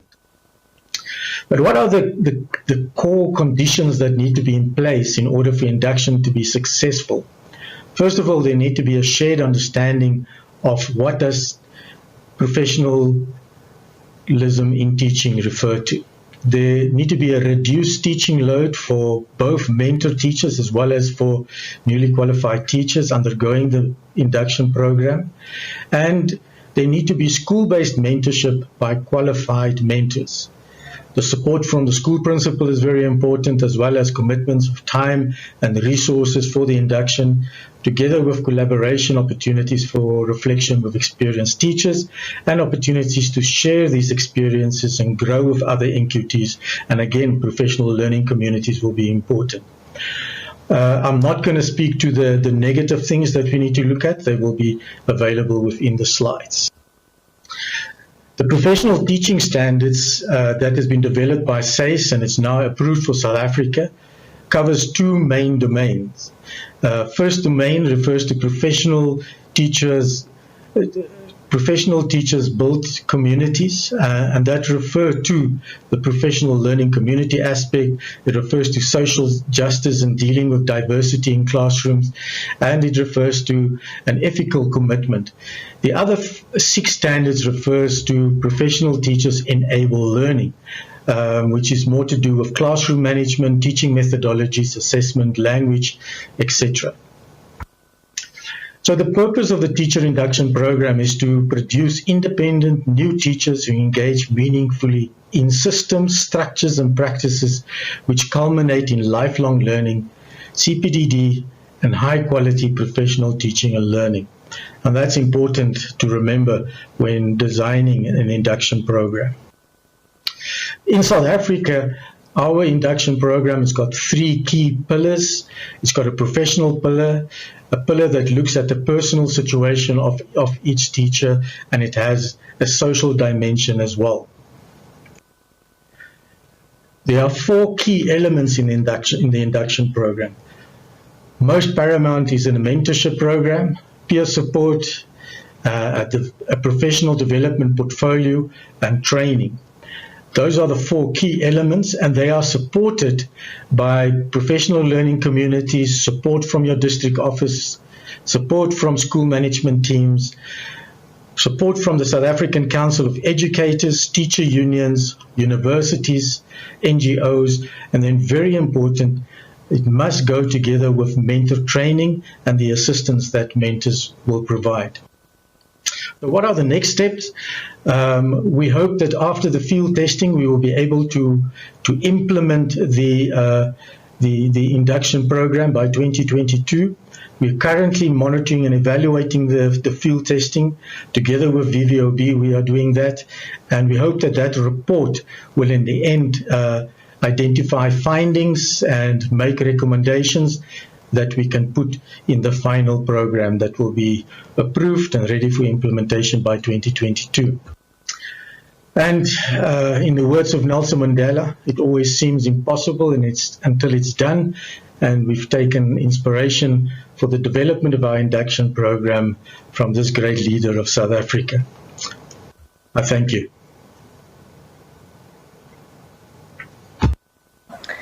Thank you very much, Gerrit, for this interesting presentation.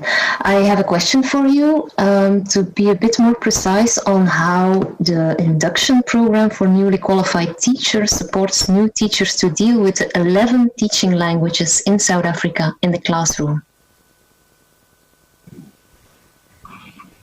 Thank you very much for the question. and for the opportunity to speak and share on this platform. I think when we look at the 11 languages in South Africa, that it is not only for new and beginning teachers that will have to grapple with that dimension, but it's also a dimension that is currently the struggle of experienced teachers. And there are two key strategies that can help and assist in overcoming that barrier. The first key strategy is by the active involvement in professional learning communities.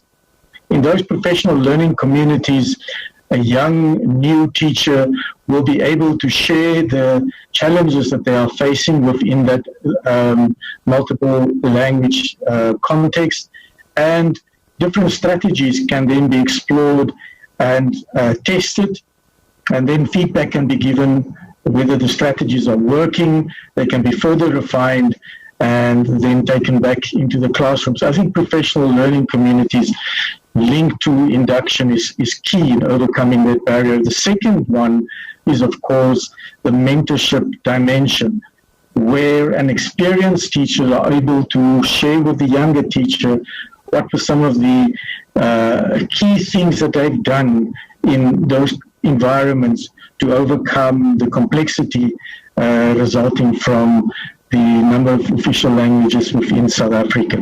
I hope that answers the question to an extent. Yeah, thank you very much, Gerrit. I propose we now move to the last part of our session with the insights provided on inclusive education in South Africa by our 4 presenters. We would like to discuss with you the topic a bit more in depth. We formulated 3 statements. I would even say bold statements, and you will see the statements at the bottom of your screen, and all participants are asked to which extent they agree with the statement or disagree with the statement. You will have about 30 seconds time to fill in the poll, and we will then share the polling results with you and ask some of our interveners to give their reaction on the statements. And let's see if this confirms or changes your own initial opinion expressed in the poll. In the meanwhile, you can still put reactions in the public chat or questions for the presenters in the private chat. So let's have a look at our first statement. I hope you will be able to see it. Teachers shouldn't be the main target of educational reforms for inclusive education. We should focus much more on involving other education professionals, like school psychologists, social workers, health personnel. Do you completely agree, disagree, or really disagree? So you can give your answer in the poll statement below the screen.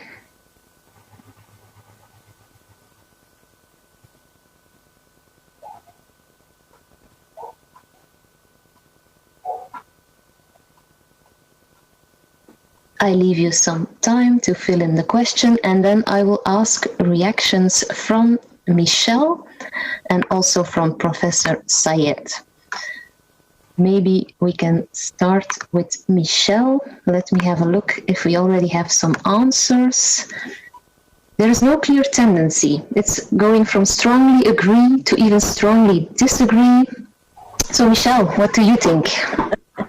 Yes, I thought that the question was very provocative, the statement, because it's quite exclusive of the whole society. It focuses and it mentions professionals. And so I hope you don't mind, but I'd like to give a philosophical answer to this question. And I think my answer is definitely framed through the lens of African culture, where it states that it takes a village to raise a child. And in light of that, if I continue with the metaphorical allusion, in my mind, that village is our societies. It takes a society to raise a child. It takes a society to make sure that children are brought up and raised in inclusivity in all areas. And so I think our philosophy, our principle of Ubuntu in South Africa, and for those international guests, Ubuntu means one humanity. We are all of the same humanity. And if we take that principle further and we say that we are all as a collective responsible for reforms, irrespective of educational, social, economic, etc., if we are responsible for reforms in our country, in every sphere of our lives, then we can all make sure that we build an inclusive society rather than just education. Nelson Mandela, I think, poses a great challenge to all of us over the world, in fact, when it comes to reforms. And that is when he said that there is no keener way to measure the values of a society than to assess the way that it treats its children. And the way that our children are taught is not, are treated is not by one specific type of person in the society. It's a community. It takes a village that needs to undertake this responsibility. So I'm not saying yes and I'm not saying no, but I'm giving another depth to this kind of answer. Thank you. Okay, let's hear from Professor Sayed. Is it yes or no? I'll give you a slightly different answer because I think you're not seeing a clear trend in the responses because it depends on the definition of inclusive education you're thinking about in the first place. If you see inclusive education as a medical issue, then clearly you're going to talk about psychologists, health workers. But if you see inclusive education as affirming diversity, affirming rights, about integrating all learners into their learning, then that's the responsibility of every teacher without over-expecting too much of them, as long as they support it. So that's the one answer. Secondly, it doesn't mean, however, that psychologists, health workers are not part of providing a more holistic approach to inclusive education. But I think here you need to be very clear in the South African context about equity issues. For example, if you in the poorer schools, your distribution of school psychologists relative to the number of schools you have is far more different, far less equal than if you were in a wealthier neighborhood. So part of that question does not sufficiently accommodate the inequities in distribution. In another survey we did in South Africa, we asked all teachers across that school what would make the biggest difference. For poorer schools, it was having more social workers because they don't have access to that, whereas richer schools do have that. So I guess my answer is, I can understand why you don't see a trend, because the social model of inclusive education would say that every teacher, whether they teach maths or history, is responsible for inclusive education, working, as Michelle said, with the community. At the same time, you need to ensure that additional support services, whether it's health workers or other things, are also available on a more equitable basis in South Africa, which is not currently the case. Okay, thank you very much for these specifications on why we didn't see a trend. Let us have a look at statement 2. Instead of providing policies, the government should ensure that data and statistics on enrollment and completion of different types of learners in different types of schools are available.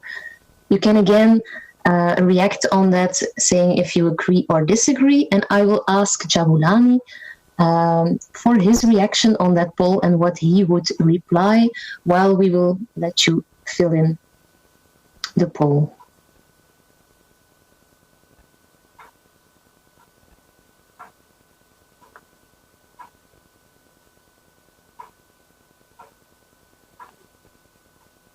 Okay, Jabulani, maybe you can already give your ID on that poll while everybody fills it in.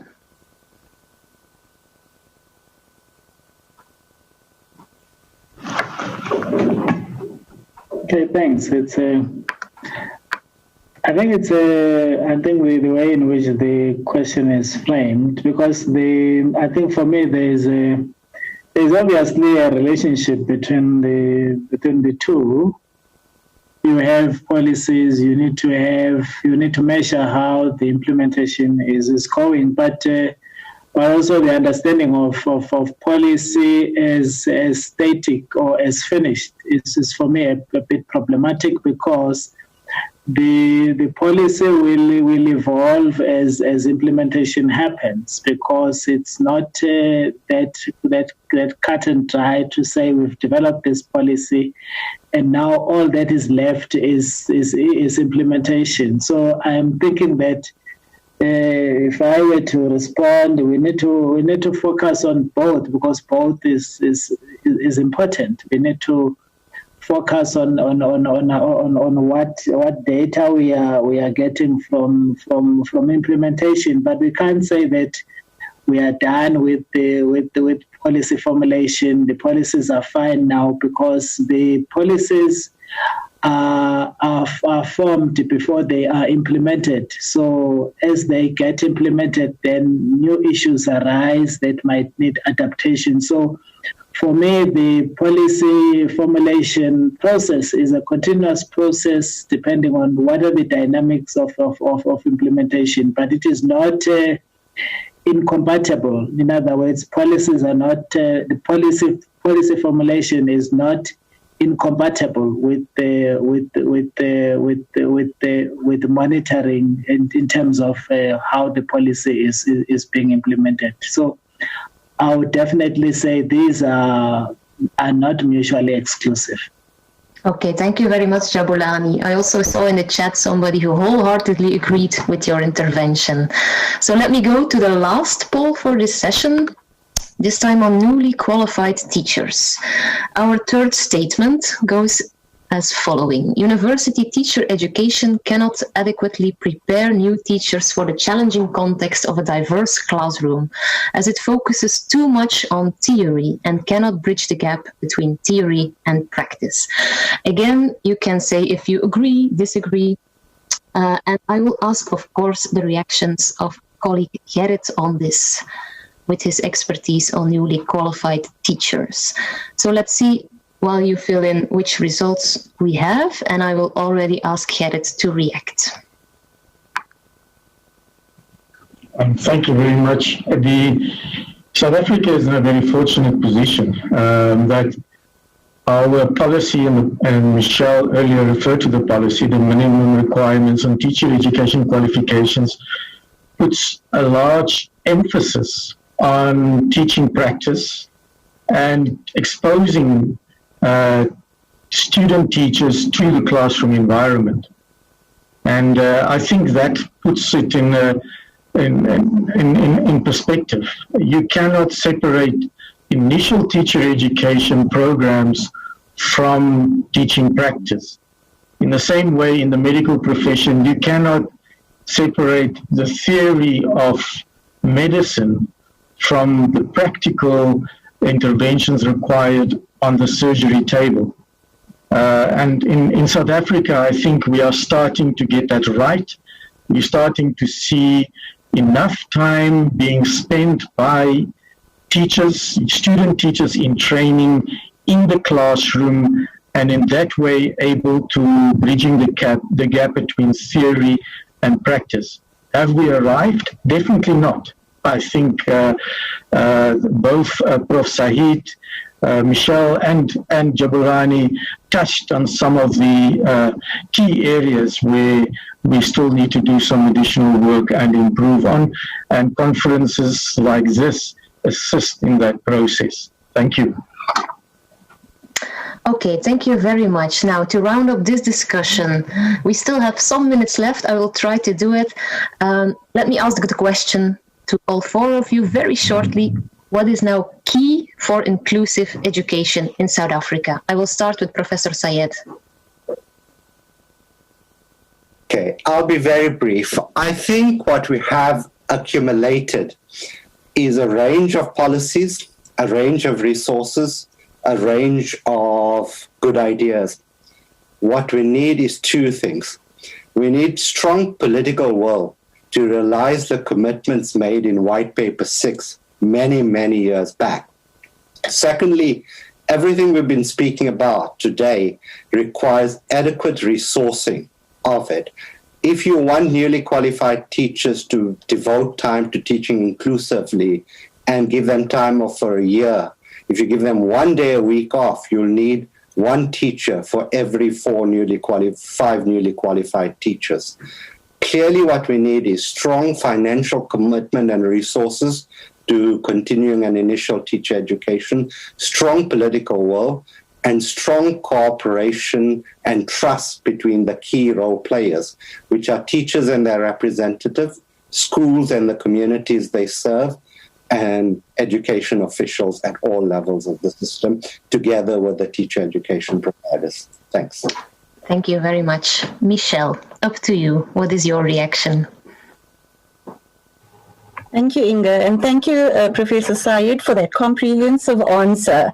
I think for me, I'll be quite simple. I think that in particular, we need strong accountability. We can have all the policies and all the interventions, but if teachers are not held accountable, if government is not held accountable, then we are failing in this. So strong accountability is what I would endorse. Okay, accountability. Jabulani, what would it be for you? For me, I think the issue is beginning to maybe finding ways or putting in place mechanisms to ensure that our understanding or our doing inclusive education provides us with is at the center of access to quality education for all. So for me, is when we begin to utilize inclusive education as a mechanism for that, then it will tie in. But then you will need to have buy-in across the system. When I say across the system, in terms of leadership needs to speak these issues to mainstream inclusive education as a mechanism for access to quality education for all. Okay, thank you very much. Gerrit, your idea about it? I think we need to build on existing strategies. We need to consolidate that strategies, and we need to look at professional learning communities really taking and getting traction within teaching. We also need to ensure that we have a steady flow of young teachers, post-apartheid teachers who have not been shaped and affected and impacted by the past policies of apartheid. We need many of those young teachers in our schools, and they need to be adequately supported in doing that. And I think that those are probably two of the key areas that I would like to spend my energy on in the next few months and years ahead. Okay, thank you, Gerrit. So now up to Caroline for the last concluding remarks and takeaway messages. Thank you so much, Inga. In conclusion, I would like to leave you with these thoughts. Teachers are without a doubt the key agents of inclusion, but they need an enabling environment to do so effectively. They need adequate resourcing. They need enabling policies. They need support from departments of education, as well as other actors in government and the community. As Michelle said, it takes a village to raise a child. The future lies in our young teachers, as Gerrit said.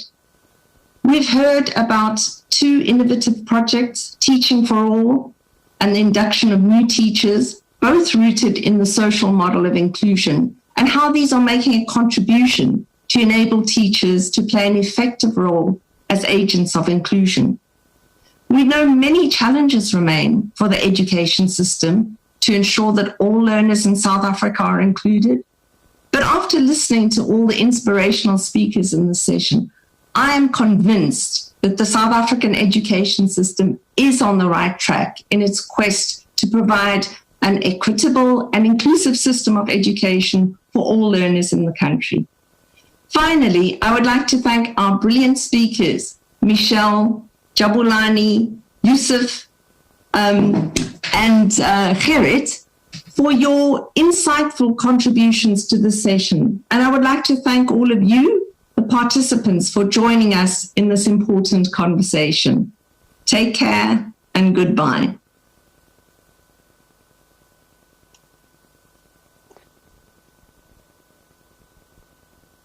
Merci à tous les experts.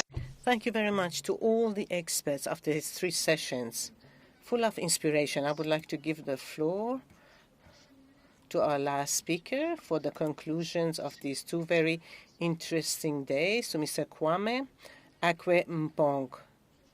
He is a teacher in international education at Open University in the UK. He is going to he has been working for 25 years in educational programs, focusing on all the people who are excluded from the system. He has been doing lots of studies and assessments at the international level. He's a member of the World Bank and has worked as an analyst for UNESCO. After these conclusions, so Professor Kwame is going to give his conclusion. Then I will give the floor to Ms. Kitty, the new Belgian Minister for Cooperation and Development, to give the last words to finish this conference on education organized by Educate. Mr. Kwame, the floor is yours. Thank you very much. Thank you very much for inviting me. And I have really enjoyed this conference. I've had opportunity to listen to some of the presentations, and I found them very, very interesting, and it generated a lot of new insights into the issues around inclusive education. And I think that there's a lot that we are going to take from this conference.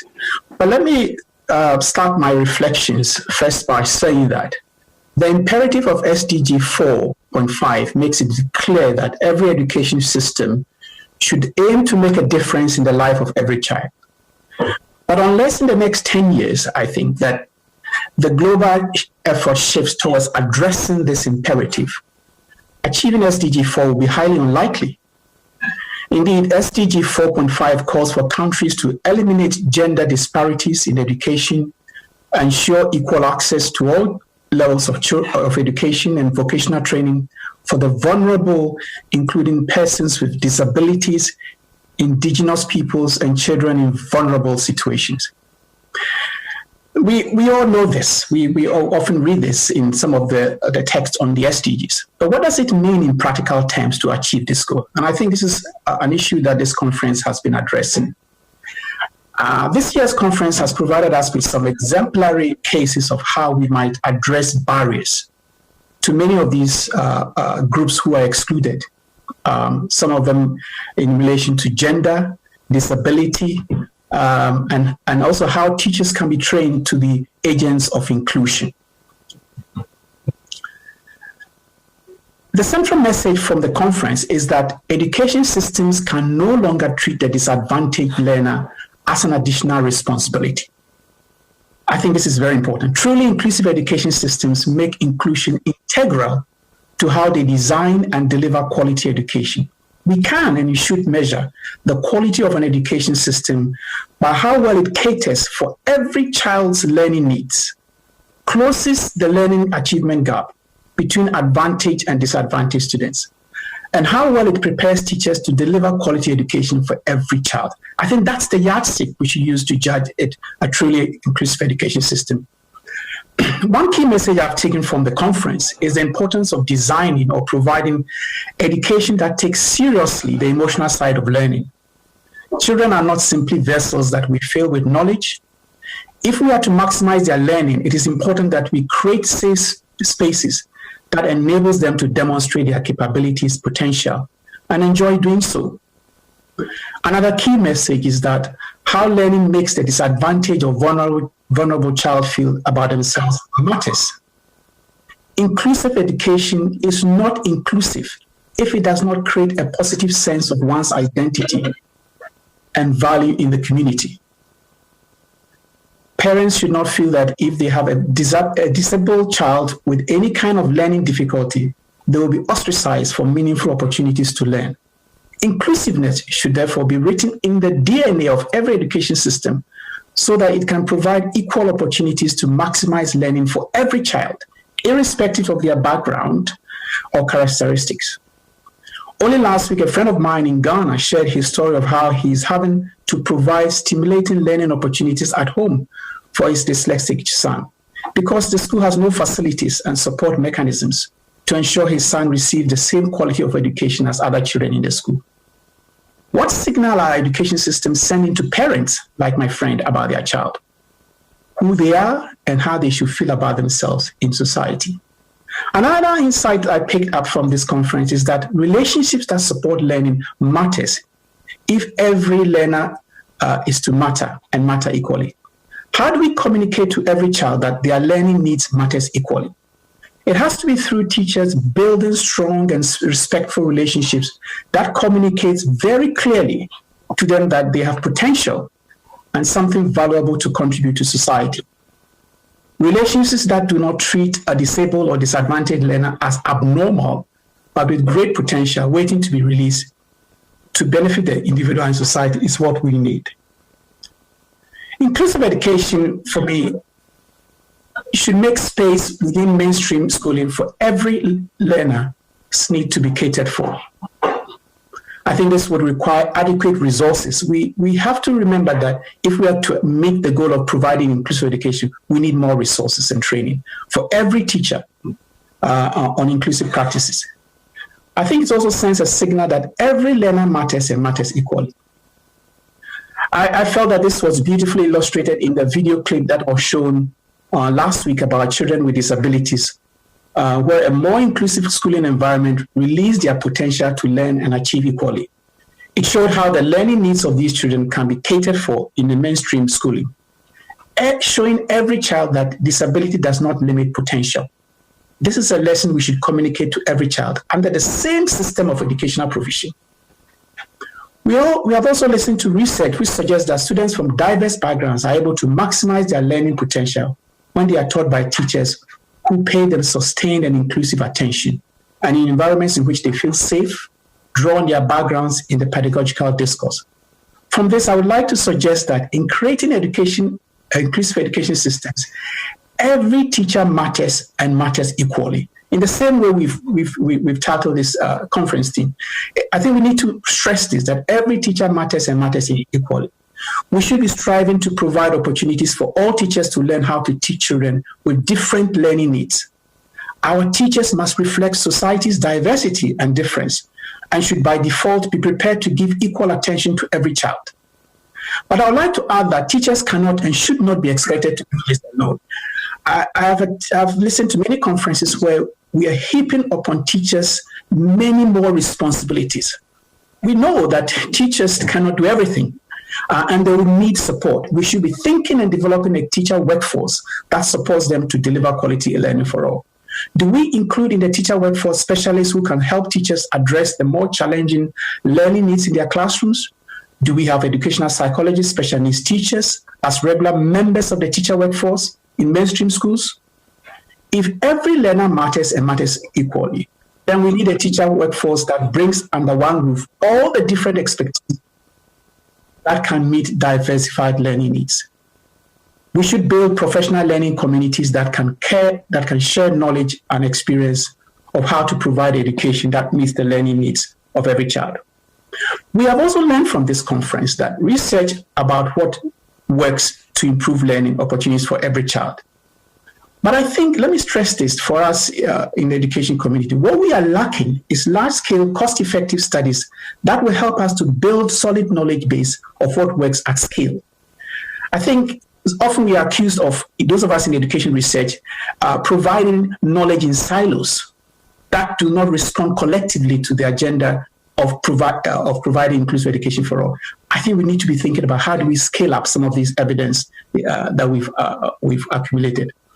Another important lesson is creating more choice for how children learn and express their learning. I think this is important. I've seen in some of the presentations that opportunities for how children learn is needs to be diversified. If we are to respect and value diversity in our learners, we also have to respect and value the ways in which they show their abilities and talent.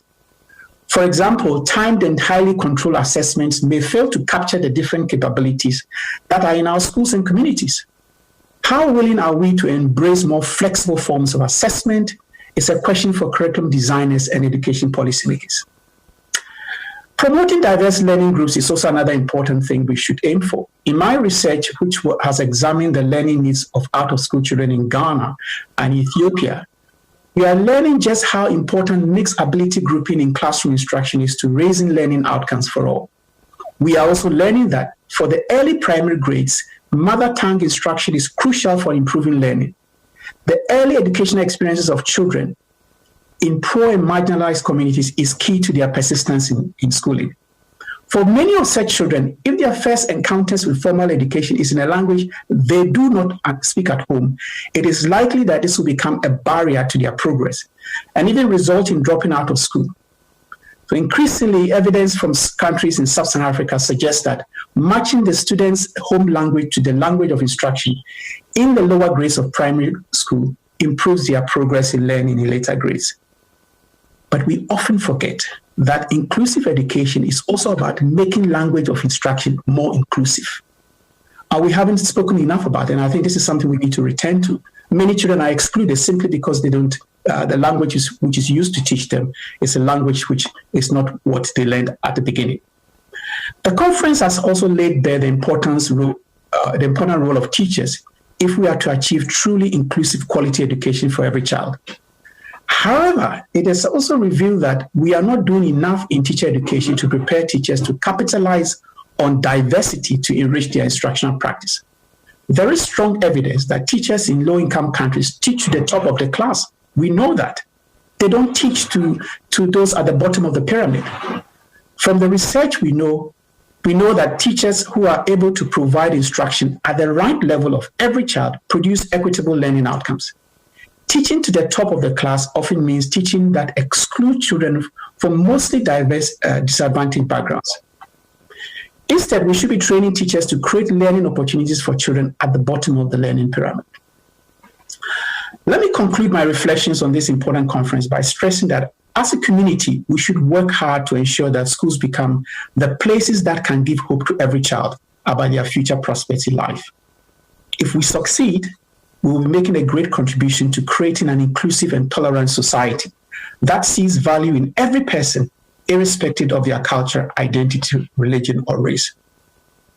Finally, I would encourage governments to strive for an inclusive education policy goal that ensures that no child receives an education that is poor relative to others. And when I say no child, I mean absolutely no child. The way, if we are to measure a good quality education system, it is by the standard that education system provides opportunity for every child and doesn't provide a better opportunity for some and not for others. That should be our yardstick. The conference has demonstrated that achieving this goal is possible, with the many examples of how inclusive education can be achieved in practice. Finally, I would like to commend VVOB and its partners for raising the profile of this issue through this conference. I think this is timely. This is very important. And this conference, for me, it's a beacon of hope because it's helped us to really focus our minds on what we need to do, especially during this period and beyond. I hope in the next conference, though, we can move the agenda and debate to how we reimagine education systems to deliver truly inclusive education for all. Yes, we have good knowledge about what works in particular contexts. We've heard about what works effectively in South Africa, for example. But we want to understand it really, what does it imply for how we reimagine our education systems so that we truly deliver SDG 4. But before then, let me leave you with 3 questions that can start the conversation. I hopefully for the next conference. I think we should be asking ourselves, how can we ensure that schooling and education is available for all? It sounds like a simple question, but it's a very important one and not an easy one that I don't think we've done well in answering that. How can we ensure that schooling and education is available for all? Still going back to EFA, I think. The second one is, how can we ensure that every child has equal access to quality education? How can we do that? What are the things we need to do in engineering our education systems to deliver on this promise? And then thirdly, how can we ensure that our education systems are sufficiently adaptable to meet diverse learning needs? The problem we've had time and again is that our education systems are often inflexible. They are not able to take care of the diverse learning needs, the backgrounds of the children in which it tries to educate. We need to ask, what does a flexible education system look like? And how can we produce this? Thank you very much for your attention and for listening to my closing remarks. Thank you. Thank you. Merci beaucoup pour ce discours. Thank you very much for this concluding speech and this very inspiring speech. Oh, I see the minister. I see the minister is here. She has a poor internet connection. I would like now to give you the floor. You will have the final word. Yes, it might be better for you to close the door. You won't be disturbed. So I now give you the floor, but thank you very much for Professor for your concluding remarks. Good afternoon. Good afternoon. Happy to address the closure sessions of this virtual conference. Even if I had not been in the job for a very long time, it is already my second intervention on education this week. Earlier, I was a guest at UNESCO Global Education Meeting. The theme of your conference... Bon, apparemment la connexion n'est pas meilleure dans l'autre. It seems that the connection isn't better.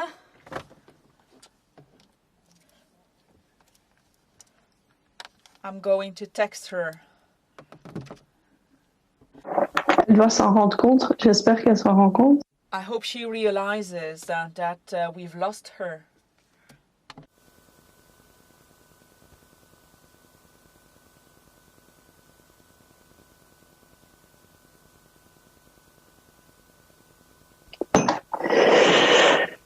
Non, ça c'est très... Oui, ok. On s'attendait à plein de mauvaises connexions, mais pas venant de... We expected people to have very bad connections, but not for people so close to us, geographically speaking. It really comes as a surprise. Well, in the meantime, if you feel like saying something, go for it. Seize this opportunity. No? No one?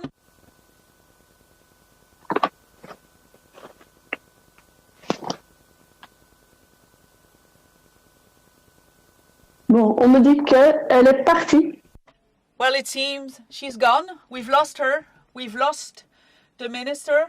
We could maybe wait for a couple of minutes more.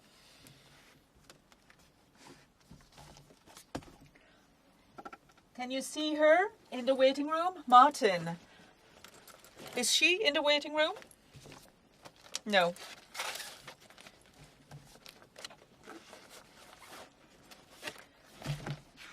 She is trying to log in. Well, maybe you have one question. Maybe you have one question about the last group. I don't know. Voilà, on essaie encore 5 minutes et puis... So we're going to give it a try for 5 minutes. And if it doesn't work, I'm afraid we'll have to do without the minister.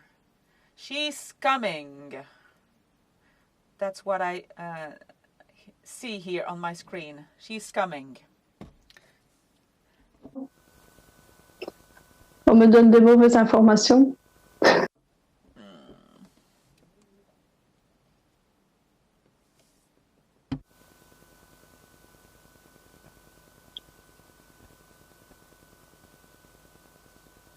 Voilà, on me dit toujours qu'elle est en train d'essayer de se connecter.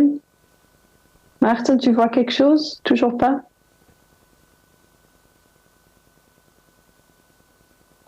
Bon, on peut... Je propose qu'on attend encore un peu.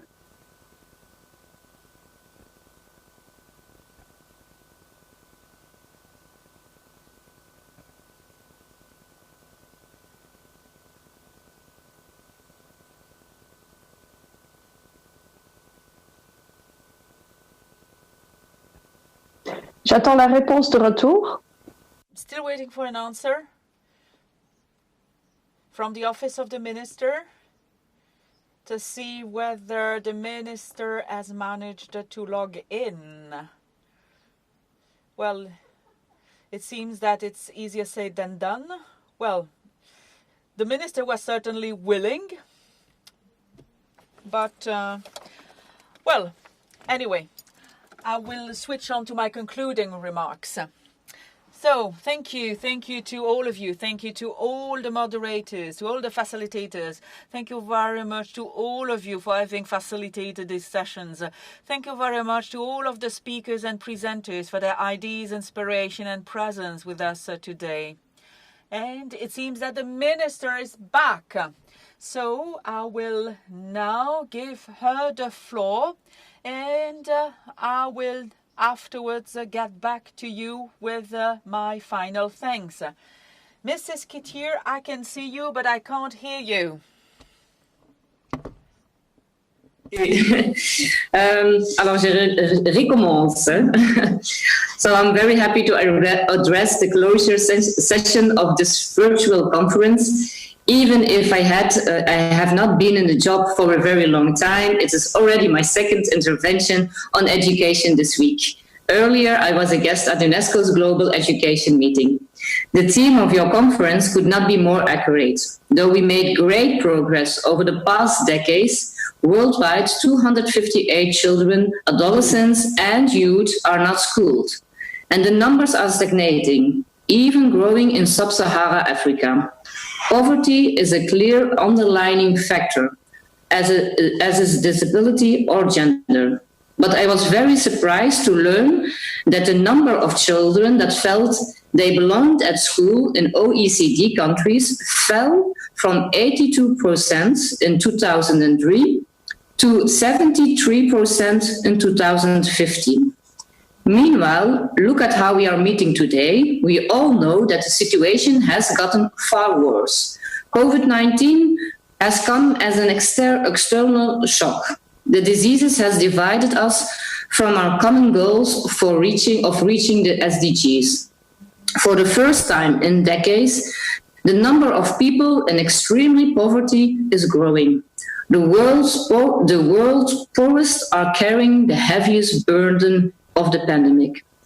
It goes without saying that also education is a critical state. Around the globe, more than 1.5 billion pupils and students have been affected. Due to the closure of schools in more than 180 countries, millions of children have basically been cut off from schooling. We already know that many of them will never return.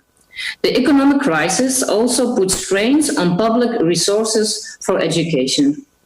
You as a sector and myself as minister, we have to build back better.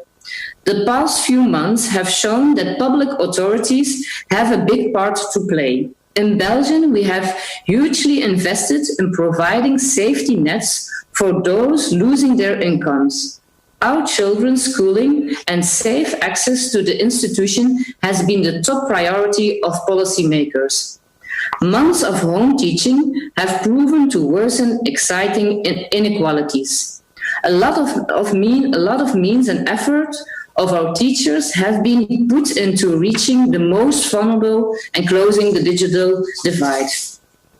But solidarity does not stop at the borders. Belgium is investing in the education sector abroad through its multilateral partners, UNICEF and Global Partnership for Education, by bilateral cooperation, by supporting NGOs and funding EU development programs.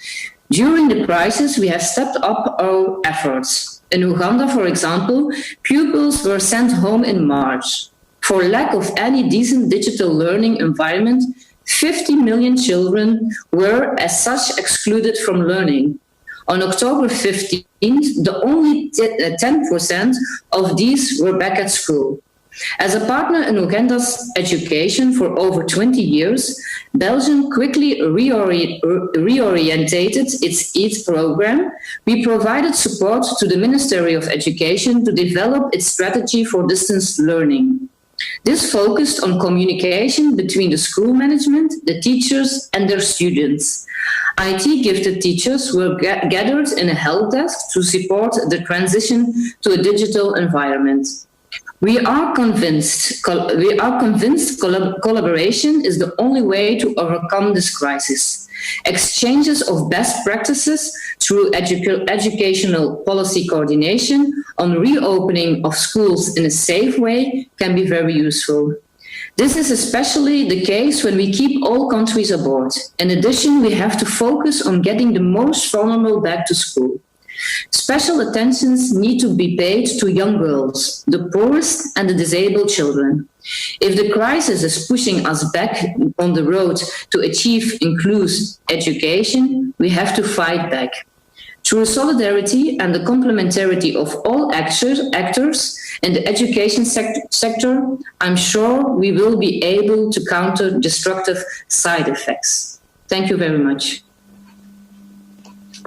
Merci beaucoup. Merci. Merci. Thank you very much for your closing remarks. 3 keywords: solidarity, collaboration, and rebuilding or building better. So I would like to take advantage to finish this conference, this 2 days conference. I had started my thanks. I'm going to finish my thanks.